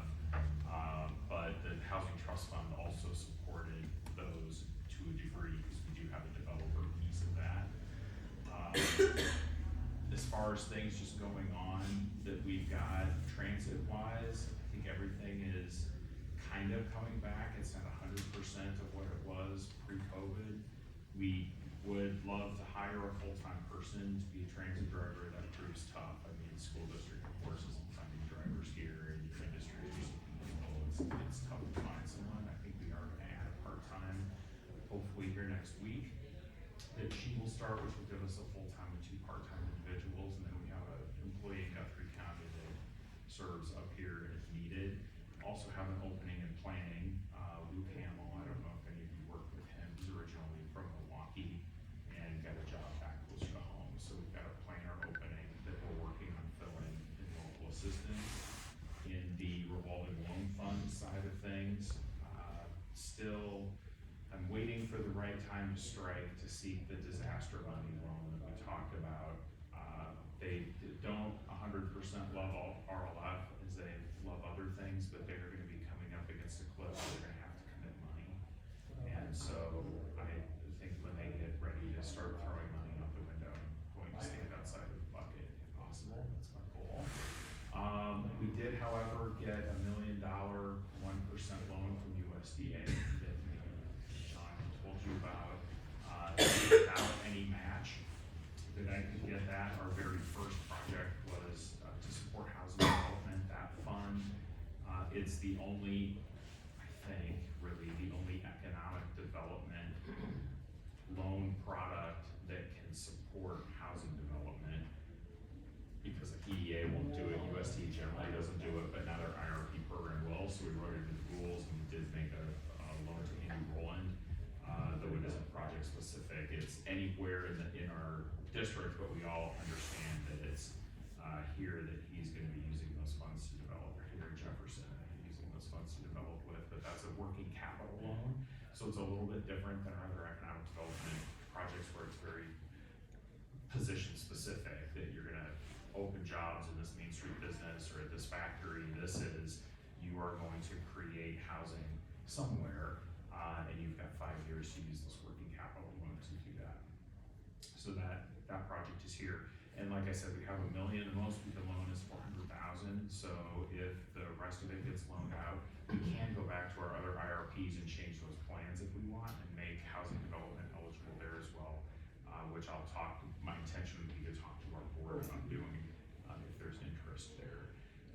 Also in housing bent, we have one of the 5 pilot projects for the housing renewal program, which the legislature funded out of state funds, running it through IFA with Habitat for Humanity as their subrecipient. We are one of the 5 projects. We've been looking for a house, and I think we've identified one, with Sherdan 2.0, so our one project in our region will be here in Greene County. We've also got ARPA funds to do some major acquisition rehab, kind of a program based on what we did here previously in Jefferson with the NSP program, where we acquired vacant properties and fixed them up and resold them. We've got 5 slots for that. We have a house donated in Coon Rapids that right now is the only one that we have, but we've got a couple here I think we're looking at this week in Jefferson. And we, I don't really care where any of these are. Originally it would have been nice to have one in each of the different counties. I don't care where they are, because we just need to get them enrolled so that we can get them done and get the money back in. When we sell the home and reclaim that money, we'll be able to do more projects, but the only way we can do that is to actually get it down the first time. So hopefully those 2 properties here in Jefferson will work out. Haven't had a project yet in our region from the meat and poultry loan program. That is that, maybe you're aware of it, $15 million we received from USDA to make loans to companies companies that are in the meatpacking space statewide. We've made 2 loans out of that fund, one in eastern Iowa, one up in northwest Iowa. We still have a little funding left, and we do have a couple projects that are potentials in the region. Hopefully, eventually we'll get one here. And then hazard mitigation, that's not part of my request. That would be your EMA budget. That's the $5,000 per year every year. That plan is due, not this next fiscal year, but the year after, I believe. So maybe at the end of FY 2025.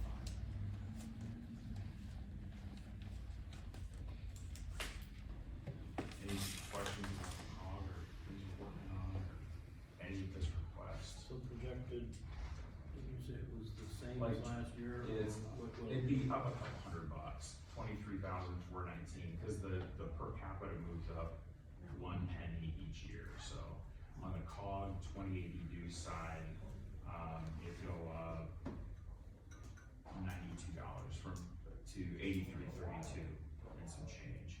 And on the transit side, it would go up same amount, to 5,087 and some change. Total 23,419 when you throw in the trust fund.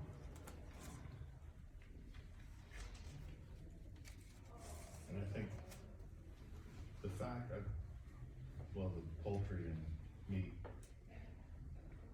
grants that came through or coming through, I think the fact that out of everybody they could choose to implement those things, if they chose our COG, I mean, speaks a lot to their trust and to, what, 15 million? That was a grant, so there was no match for that.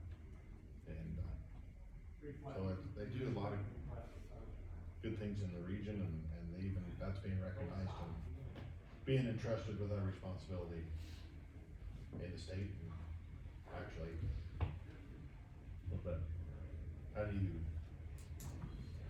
the turkey one, that's actually outside the state. Yeah, we have to go under a plan, because it's a company in Iowa, but the operation that we were supporting, they need to do a big expansion, West Liberty Foods, Muscatine, but the only way that they can do that is, they are a co-op, so there are people in our region that are owners and producers for them, and they're interested in finding additional producers, and really their target's Western Iowa, to find more, so hopefully we'll be able to find more producers for them, but their project to expand in West Liberty, which they have to do because their plant's 80 years old, they need to support their business models changing a bit, and they have some big opportunities in sandwich making, and they couldn't find a factory in Iowa, they want one in Illinois outside of Chicago, and they've got to get that going, and the profits from that company will allow them to make their large expansion in West Liberty, so we are funding the,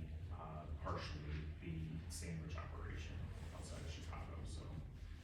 And there was a lot of vetting, discussion about Yes. that funding during. Yeah, our loan fund committee is different than our regional revolving loan fund for that, so we've got, 2 bankers, one from, Holstein and one from, way down in southeast Iowa. We have the former, USDA head of business programs, we have the head of Iowa Area Development Group, which is the REC Economic Development Group. We have a person from Cirrus who works with, meat companies that is on that. And I'm forgetting one, I think there's another one, but we recruited people that know the meatpacking industry pretty more intensely than we would. And then it comes to the executive board and makes the ultimate decision. Okay, any other questions for Rick?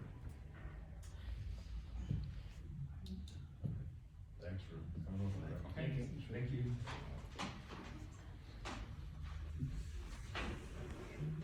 Next item is Greene County, GCDC, Greene County Development.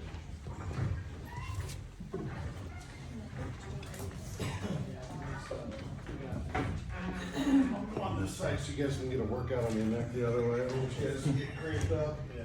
We're looking up. All right, so we do have a few members here, we're Sid Jones, Mike Holden, Kristen Russell, Rick Moraine, are all here today as well. Kim is our executive director. First off, thanks for your investment last year, $50,000 into our organization, means a lot to us. Thanks to Pete, whether he's in his office in his shop or his mobile office, he's always getting on and participating, so we really appreciate that as well, so. Sometimes in economic development, people just forget how many, hours and volunteer hours and people that it takes. We have roughly 30 members, once a month that gets together, whether that's in Zoom or personal meetings. Then we also have a group that's our executive meeting, our executive board, and they get together for other meetings.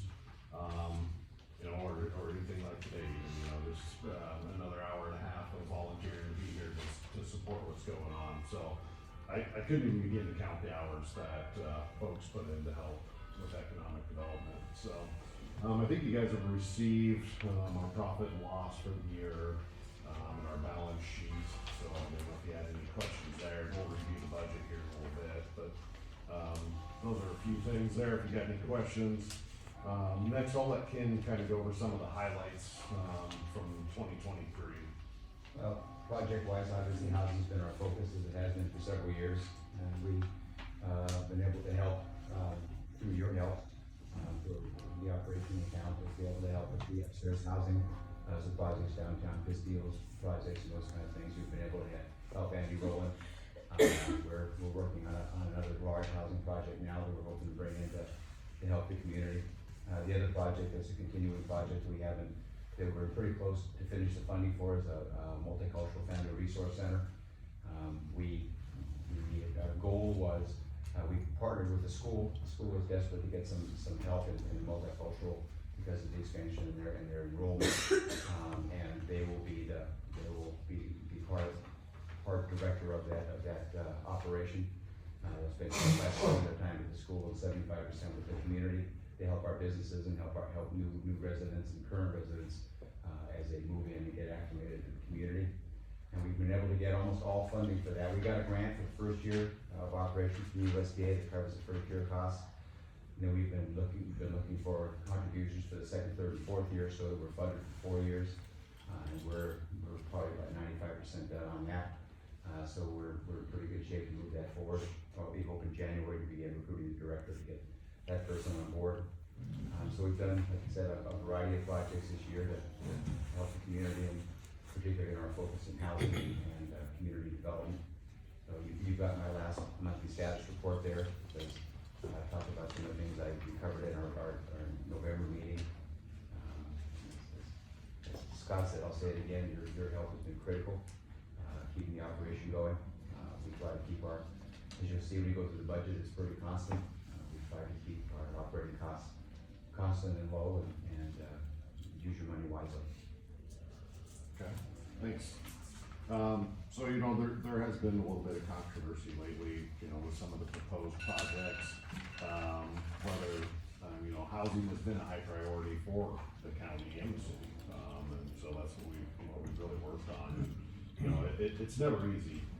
Discussions, disagreements, research, all that helps us, and it takes teamwork to work through those things. And so we have a lot of great folks in our community that care about it, and so bringing all everything to light and coming up with questions and concerns and getting together as a group to figure out what is best for our county, and that's what we're here to do. So on the budget side, you guys have a copy of that in there. Pretty straight forward. Again, this year we're requesting $50,000. That will stay the same. Same with as what we'll request from the city, or we already have requested that from. No, we haven't gone there yet. So it'll be the same request.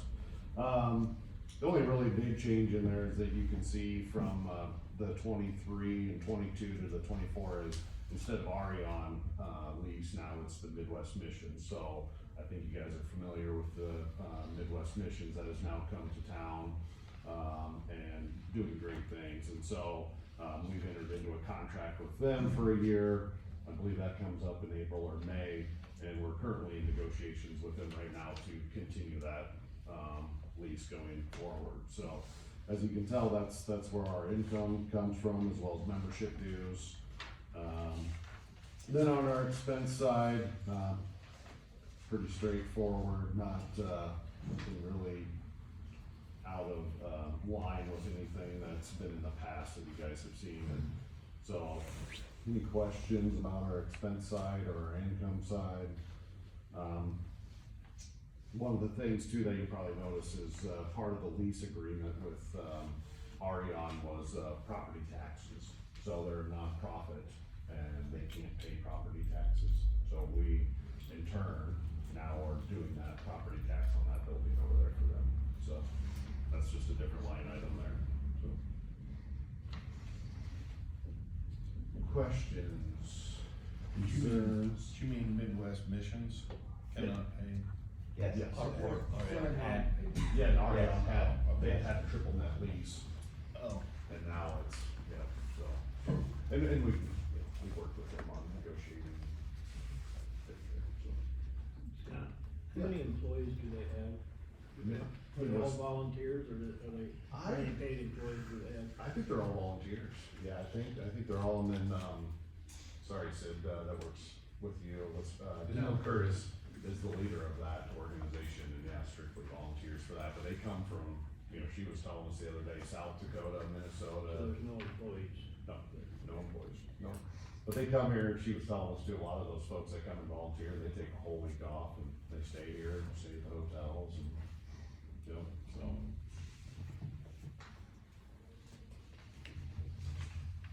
Any other questions regarding anything? Did you look through that?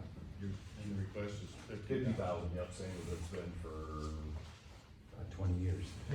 for quite a few years. I don't know the exact, but for quite a few years, I mean, the other thing too to note is that, we do receive some support from Greene County as well to help with special projects.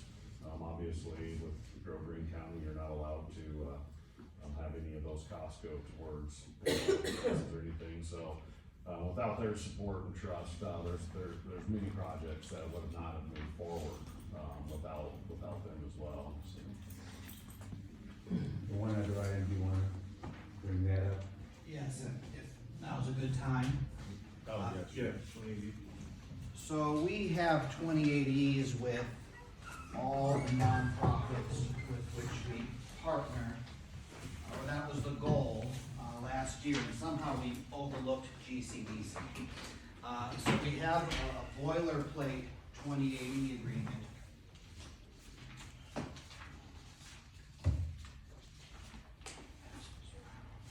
I only have one extra, I'm sorry, but. That's fine. If anyone else wants one, we can make copies for anyone. So this was the draft I sent to Brandon Homer, who, I don't have one for you, Billy. That's okay. I can make a couple. You're fine, we don't need it. I'm good.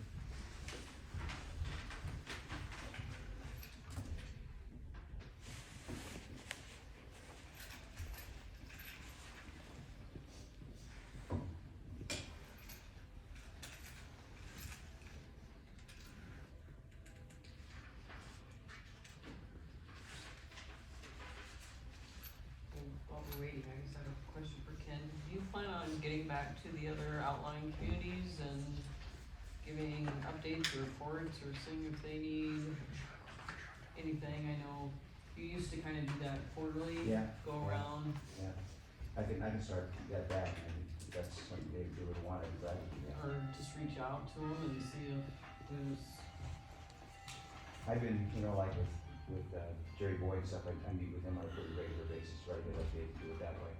But I can share that on a quarterly basis. if they want. I mean, maybe some communities don't. I just know you used to do that and Yeah, I'd be glad to. didn't know if that'd be beneficial again. or- If they have questions, if they see you, they're better, Yeah. a better chance they'll ask the question. Yeah, sometimes just that public, just that Yeah. knowing you're there or whatever, or maybe just even somebody from, it wouldn't have to be you, just No, anybody from, Yeah. I'd be glad to do that. At our monthly meetings, some folks do pop in and we get reports from, Ricky's been getting on, Grand Junction's been getting Okay. on, a couple other Okay, communities that's getting good. on. At each meeting, we have a period where the individual communities present Oh, their okay. updates, and we talk back and forth with them on that. Okay. we finally added that. So, Jerry, pardon me. Go ahead. Jerry's been, you know, I've talked to him, and he's about like me on technological advancement. He said his computer I'm not gonna get on, but I see him fairly regularly, and I fill him in after our monthly meetings, but Scranton has been invited, and Gail Zellweger, city councilman, did come once or twice. I think it's more of a communication to make sure Gail or somebody from the city council knows when that meeting is. When I have those meetings with Jerry, at least once a month. Okay, oh, that's good. Good. Always get together. Thomas? So I guess let's see how the sausage is made with these 2080 agreements. So what I've passed out is the draft I emailed to Brandon Homer just to start the conversation.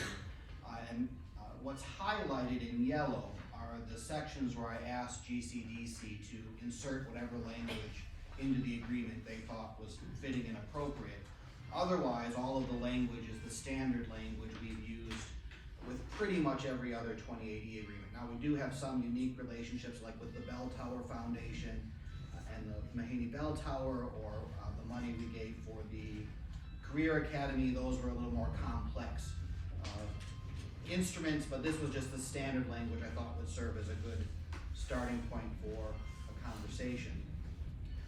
My understanding from Brandon is the one section that GCDC questioned or wanted some further negotiations on was section 6.6. So that would be on the back of the first page, section 6.6. GCDC shall reimburse Greene County for any funds paid to GCDC pursuant to this agreement, that GCDC cannot document as having been used for the purpose or purposes described in this agreement. So elsewhere in this agreement, we would require GCDC, as we require all our other nonprofit partners, to maintain books and records showing how the money we contributed was spent. And 6.6 requires GCDC, or would require GCDC, to reimburse any money that's not spent pursuant to the purposes defined in this agreement. Now, I think maybe part of the issue, if I understand Brandon correctly, is there might be a concern that sometimes the county gives money and at the end of the fiscal year it hasn't been spent yet. And I don't think this provision would require them to spend the money in any particular time frame. So with Habitat for Humanity, they reported a week or two ago that they had not spent all the money that the board had allocated. And the sense I got from the board and from our past practice is that's fine, as long as they continue to segregate that money and ultimately it gets spent pursuant to the agreement. And so I would have no objection to adding some language clarifying that there's, the money doesn't have to be spent by the end of the fiscal year. It just ultimately has to be spent for the purposes for which we're allocating it. But Brandon also seemed to suggest in the email that maybe GCDC was asking to get rid of that provision altogether. And I said, well, I can't, that's a decision for the board. I can't speak for the board on so I think that, go ahead. No, I think this is a good opportunity to have that discussion. Does 6.6 hinge on what's filled in on 2.1? It does. And there's nothing in 2.1? No, because what I've always said to our partners in these agreements is, you tell us the purpose of this partnership. We'll insert, and then it's up to the board whether or not you agree, but I always think that they're in a better position to define what benefit they're providing the county rather than me. And that can be broad or narrow. Yeah, that was kind of the question on how restricted that language is underneath there. We do, I mean, we're one of probably, I can't speak for all the other organizations, but we have monthly P&Ls and all that get reported to you guys. So, that is an issue. We have monthly there, we have a bookkeeper that does all that every month. And I don't think our purpose is to micromanage.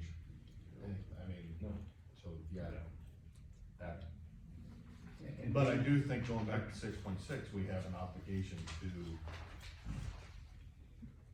follow the taxpayers' money. Yeah. But show us being So, responsible. so yeah, I think there should be, in 2.1, there needs to be something stating what, I mean, 'cause. Economic development, I mean, Yeah. We had a statement at the meeting and I don't remember what it was. Yeah, Brandon wrote a statement, we weren't talking about unspent funds either, we were. No, it was more. That was not. Well, as you can see from our budget, there's not any It's an operating budget. It's probably, Special projects is for the projects, this is Yeah. just for operations, This so is just operations. there's no unspent funds, that doesn't happen. So that's not a problem. No, that's not, no, nothing. No. That's not it. No, not. And as long as the funds are used for what the purpose is, we aren't buying board members fancy cars or something that, Right.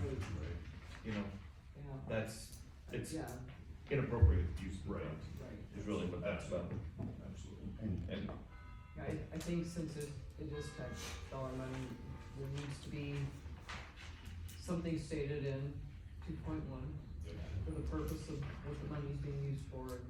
yeah, and that 2.1, if GCDC fills that in, just fill it in with the thought process that 6.6 is looming out there. Yeah. If it doesn't. That's fine. And so the other provision that's connected with this, so it's also 6.2. So 6.2, when that, and then GCDC would also get the first crack at drafting that language, is the more specific ways that GCDC benefits the county, right? So you have this statement of purpose in section 2.1, and then some concrete examples, and there can be catch-all language, you know, and other projects that further the purposes of this agreement. But 6.2 would also play a role in limiting how the money is spent under 6.6. We had language in that too. yeah, we have language for both of those. Those are both done, so Let's do it. We'll go back. we'll get it done.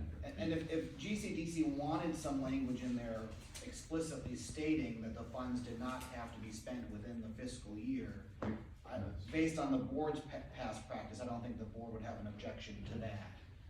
No, but you have, when they talk about, you've got wording to go in there, you haven't seen that yet. No. Yeah, Pete has, we went through it last week. Yeah, we did, and I mean, it was broad on economic development So to move forward, and we just need to put management. pieces in and. Yeah, We'll put those in and submit it to you. yeah, I don't know if you wanna give it to Brandon and have the two We'll do lawyers. it that way. Yes. Yeah. All right. It's better that way. Any other questions, for me? Or Ken, or anybody else? Does anybody have a comment on Any of your board members? any board members want to speak? Well, thank you for your support. Mike, you wanna speak, you wanna say something, Mike, I know it. So you open that Don't up. open Hey, it up. hey, you wanna go for lunch? You don't tell them it's on you. John, I'm just admiring your administrative ability. That's my smile. Wait, on my good side. Well, again, thank you for your past investments. I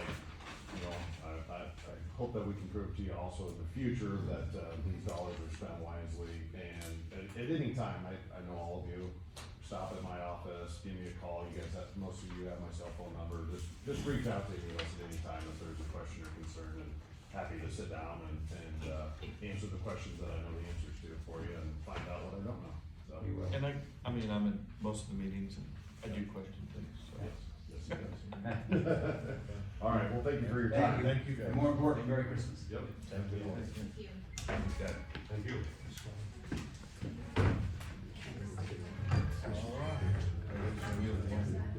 All the requests. Yeah. I don't know. I think we all, that's how we met with their dollars, so they can do whatever. They just, I think our discussion was they just need to do a direct export. How to do it. She was not on the agenda. Okay. That's I was, I was confused. I was confused too, so, alright. That's okay. Sure. What's done? Yeah, okay. Yeah. But yeah, we were all. Yeah, okay, and that wasn't just me. No. I wasn't, yeah. Well, I looked, I I wasn't wasn't for for the that. meeting tonight. All right, next item is consider the reallocation of $10,000 that was given to GCDC for Scranton Housing Project. Monies will now be directed to the 25 corridor corporation highway 25 corridor housing initiative. At, Scranton City Council meeting last Tuesday, they did, approve to fund this project with $5,000. So they are committed. They're on board. They're on board and they're committed, so. Was our commitment those Dreyfus funds? Well, Yeah, it was to begin with. it was to begin with, but No. we tabled that because of this Okay. money, Yeah. so. But that's what we used on the 144. Yeah, Okay. yeah, but, We have this money just sitting Yes, yes, no, that's fine. so, and we'll get it used, and if basically now the something Louis else comes up. Dreyfus grant is, Okay. For Scranton. yes, Yes. How much For this did- budget. How much did you say the city of Scranton was gonna? 5,000.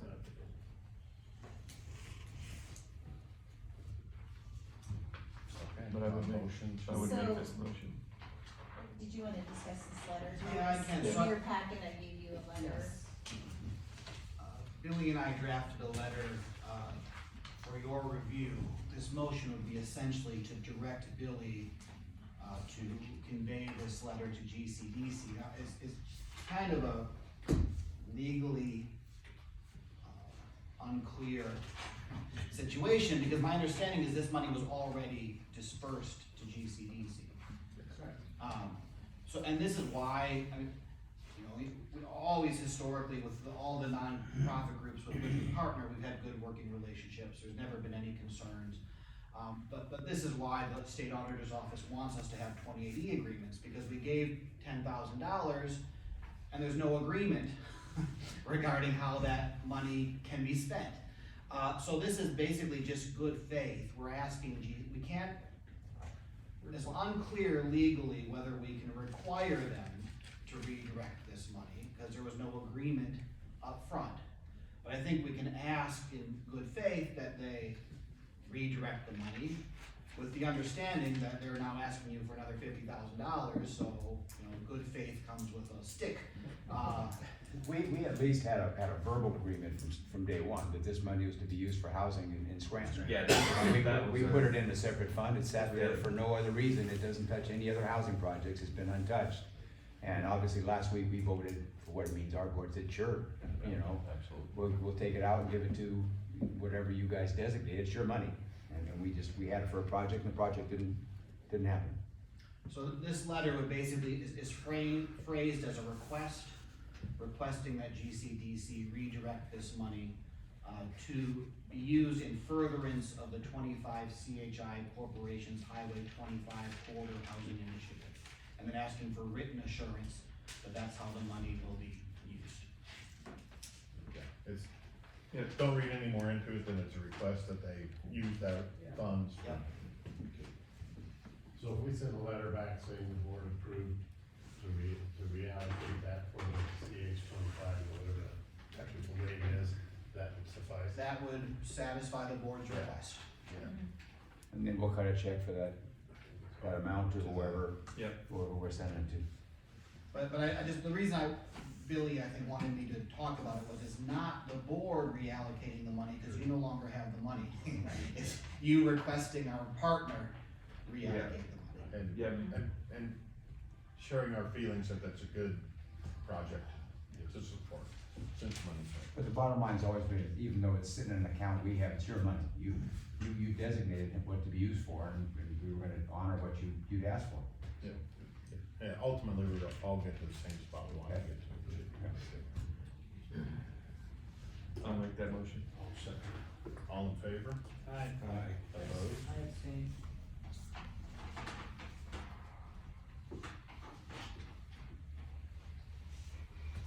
Okay. Next item is to consider the resolution for the approval of the assessed/taxable values for utilities for the 2024 valuation. Good morning. Morning, I'm working on valuations, and this is yet another step. Utilities.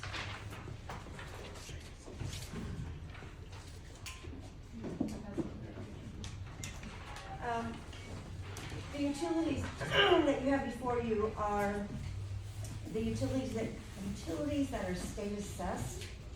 They send the values to me.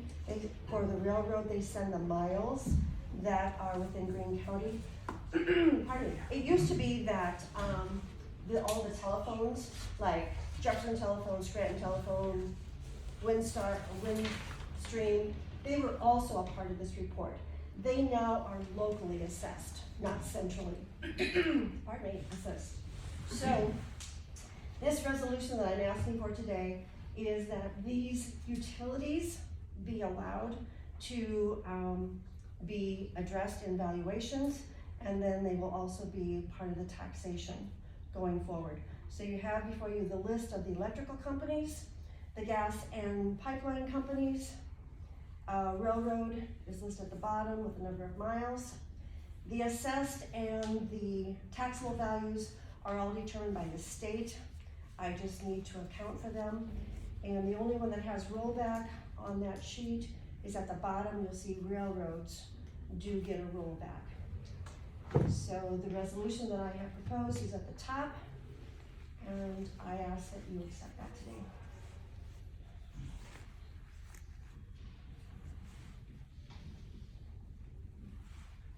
I just have a question about railroads. Yes. There's a union. What's the one that goes north out of Junction? Is that part of the same? Yeah, good union. Is it? So that would be included in those miles? Why do they get the rollback? State says that railroads get rollback. Utility companies do not. Probably federal, isn't it? I don't know. Oh, yeah, on the railroads. Yeah. Just curious. So, do they get charged any tax? Yes, yes. But they get a break or a cut? Right, so they get the rollback, much like what commercial will get the 90%. So they do pay tax, yes, 9% you said? 90%. So Off they, of their tax. yeah, so 10% of their. I gotta get me a railroad. Play Monopoly? With the railroads? So these are all things that are not controlled at a local level at all. But they're a big part of the tax space that we have. So this resolution just makes you aware of what those values are that will be included in my report. Hey Pam, are the solar panels on that list? Probably not. No. If they do end up being utility tax, will we have to have any kind of action? I mean, it's not controlled by us. So If the state decides to put them on, that would then be a part of this report going forward. right, but no action. Okay. Nope. Okay. Does someone wanna make a motion for that resolution? Also move. I'll second. Is that roll call? Yeah, roll call. Minutes, Yes. Arnold, Yes. Peter, Yes. Rudolph. Aye. Perfect. Yes. I was hoping to have your evaluations ready for you today, but I'm not quite there yet. They will be ready for next week at your meeting, and it's looking like we're close to maybe 8%. So don't hold me to that, but that's about the ballpark that we're looking for. Okay. All right? Did you want these back or? I'm sorry? You want these back? I do not need them. I can recycle them if you don't want them. Oh, you got a box there. Thank you. Thanks, Pam. Who seconded that? I'm sorry. I did. Okay. Next item is to consider the approval of the intent to enter into a guaranteed maximum price contract for the construction manager at risk for the building of Greene County Jail. Joey? Yes, can you hear me? Yep. All right, perfect. I've been listening. Good. Sorry. All right. Oh, that's all right. That's good. Yes, Billy, you want me to go? You can go.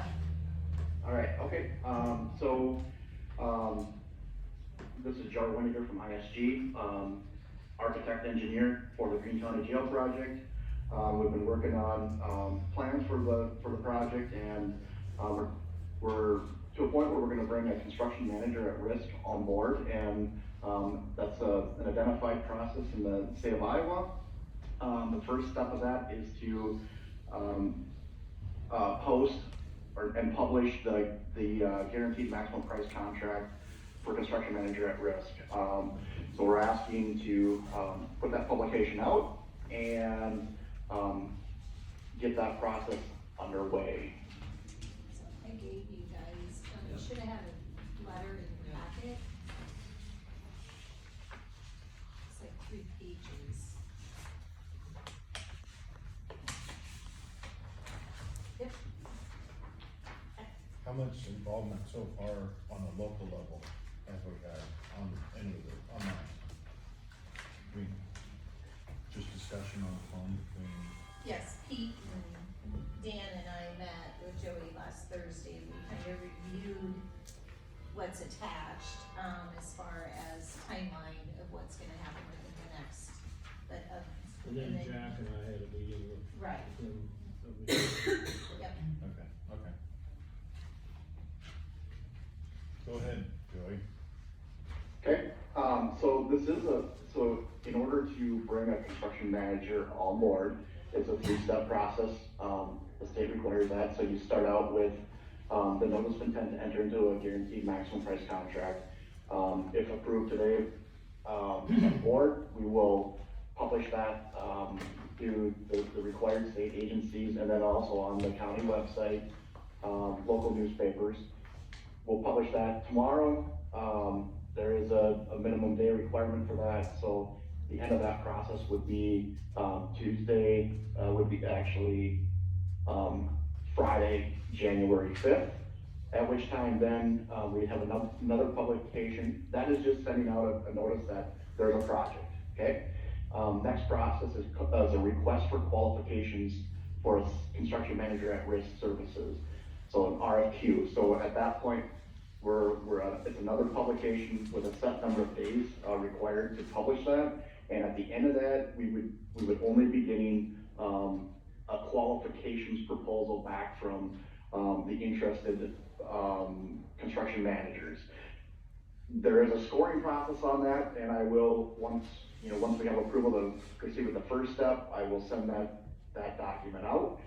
There's a scoring process on how you determine the qualified CMs, and once we've got that determined, we would move on to the request for proposals for construction manager at risk. So the request for qualifications we identified starting Monday, January 8th, and it would take us through February 12th.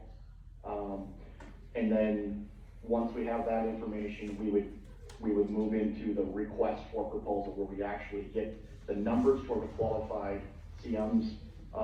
We get the numbers of what it's gonna cost for them to provide their services. That process would start then on Monday, February 12th, and go through Monday, March 25th.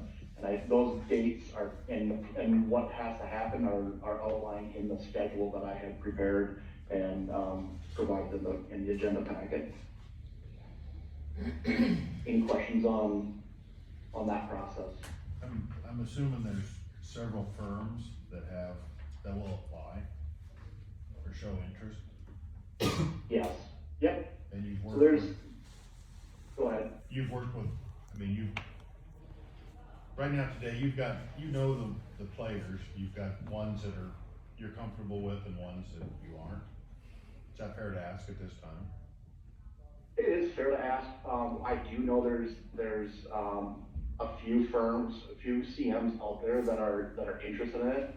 They know that the project was approved through the referendum, and they know that ISG is working on it, so they've reached out and asked, when is the publication coming out, because they are interested. As far as firms that we wouldn't, or we wouldn't consider or haven't worked with, we don't know who they are yet. We don't know all the firms that might propose on it. So we'll find that out once we get into that request for qualifications. Fair enough. Yep. Any other? They have to meet certain qualifications And you're gonna help us go through those qualifications to make our short list. Yes, sir. Yep, exactly.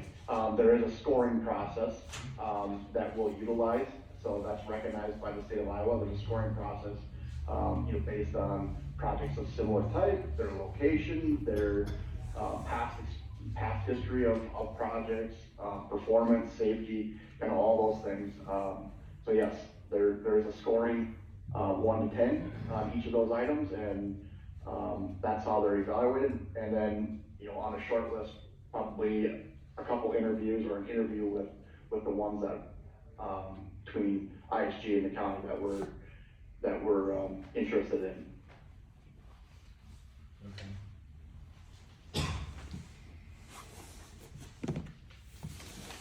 So, who's leading us now? Where we at in this? So we need a motion to We need a motion to approve the, intent and the CM. CM at risk. Okay, I'd make that motion. second, Second. all in favor? Aye. Alright. Aye. Opposed?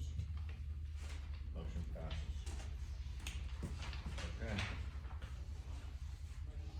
Thank you. that Start building next week. concludes our business for today. Well, Is there anything else we need to go through on this jail project schedule, Yeah, or anything you not want? at this time, or? We kinda did that with this, I was kinda surprised that it took that much time to do everything. I mean, well, I'm it's 'cause it's impatient, government. but I understand now the things that have to happen. And, he did make some statements that, positive statements that possibly things could be moved a little quicker as we go along, depending on a lot of things. It's all based on actual work days, not calendar days. So, Yep, and we're being conservative with the schedule right now. And, once we get the construction manager on board, this schedule will get refined a little bit. So we're basing it off of, construction, the plans are gonna take, the better part of 2024 to get them done in order to follow the correct process, getting the budgets approved through each step of the way, which is important. And once we get into this a little further, we would like to expedite it a little quicker, but the other thing with it is, we don't also wanna start construction in the dead of winter and have a bunch of, winter condition costs that are wasteful. So, part of it right now, the schedule we're looking at, starting in the first thing in spring of 2025. But we also, once the construction manager gets on board, we may look at if we can get, some footings, foundations, and some of the site work and things like that done in 2024. And then, with the building, some of the building, erection could happen over those winter months where we're not having to, pay for those winter heating costs. So, all things that we wanna, once we get the construction manager on board, run through that process and sequencing, and then tidy up the schedule, so. Alright, sounds good. So Joy, I know you said you would take care of this notice in our local newspapers, but you want me to make sure it's posted on our website, is that correct? Yes. Okay. If you could do that, please. Yep. Yep, we'll get it sent off to the Beacon Herald and what's the second paper? The Scranton Journal. Yep, Scranton Journal, there you Okay. go. We'll get that sent off today. Okay, And if you wanna post on the website today, we'll get it for done. Joe, Okay. that would be great. Okay. Thank you. Alright, thank you, Joey. Thank you. Okay, our next item is the discussion on the Greene County Jail project. We just kind of combined it, yeah. I do have a couple of questions for you guys. Cash count is next Friday, so I'll need 2 of you here at 3 o'clock to do cash count. Pretty sure I won't be able. Who did it last time? Track. Do you remember? was. The 29th, Yeah, at 3, I think I did it, Yeah. I think it was Dan and I. Yeah. 8, 9. I can, Like- I can, And 3 o'clock is really, early for our office. what time would you prefer, Dave? 4:15. That's fine. With it being the last day of the whole year, it just, we don't wanna shut down to the public until we absolutely have to. Yep. And it doesn't take you guys but Yeah. 10 minutes, so 4:15 for us would be best case scenario. Okay. So we wanna start at 4, Mhm. get it off. So Nick is on. And then you guys, of course, we have to meet on January 2nd for organizational meeting. Are you gonna wanna start meeting on Thursdays that week or wait till the next week? Cause then you'll meet Tuesday and then turn around and have to meet on Thursday. Yeah, let's just wait till that. Wait till the next week, okay. So what's the schedule during the week of the first? The week of the first, you'll just meet on the 2nd, Wednesday. on Tuesday, Tuesday. the 2nd. Tuesday, okay. But after Christmas, we meet on Wednesday. Yeah, you'll meet on the 27th after Christmas. Yeah. So that'll really throw us, and then, Yeah. Yeah. so Monday will be on Wednesday that week. Then I'll really be messed up the rest of the Yeah. week. So yeah, we're gonna meet on the 27th Well, for your Sundays and regular meeting Monday of and that middle of the week. week. And then the next week, the next week we'll meet on the 2nd. And I'll be on the road, but I'll call in. Yeah. But we won't meet that Thursday on the As 4th. long as I have service. But then the next week we'll Why start would we twice do a that? week. Uh-huh. You say we're not meeting? No. What was going to happen? Usually in January, they start meeting twice a week because of budgets. Yeah. So we're not meeting? So they're not gonna meet on the 4th, but then the next week they'll meet on Mondays and Thursday. Okay, your turn. I got it on my work list. Okay. Yeah, and you can. Full train. Go ahead. In the context of the jail project, what does construction manager at risk mean? He is, I'll try, cause I asked that question, sorry. Yeah. He is the one that, oversees the budget, and, I mean, we've set a top dollar that we're gonna pay. And when we go through budget, he's the one that makes sure that all of the, other people underneath him, all of their budgets and what they're spending is gonna stay in line. Bids. All their bids stay in line, and they stay in line with their bids, is how Yep. I understood that, so it's something new, not at every state, but it sounds like Iowa requires it now, so. So the risk would be his risk to make sure everything. To make sure everything stays on budget. I visited with Jim Slyson about that, Yeah. when they put the addition on the hospital, and he said it was money well spent. Yeah. Thank you. Visited with somebody from the radio station about Christmas sponsorship. Okay. I never got back to it. Can you relay that message? I can find out and contact you. What's your manager? I don't remember who it was. I'll bet it was. But we're all, I mean, you know, we contribute individually to do it. Everybody's on the same page, so he can try calling me again or whatever. I just didn't wanna hold up Christmas, I didn't know. As long as it's not about humbug, we're good. Okay, all right. Okay, if there's nothing else, we'll adjourn.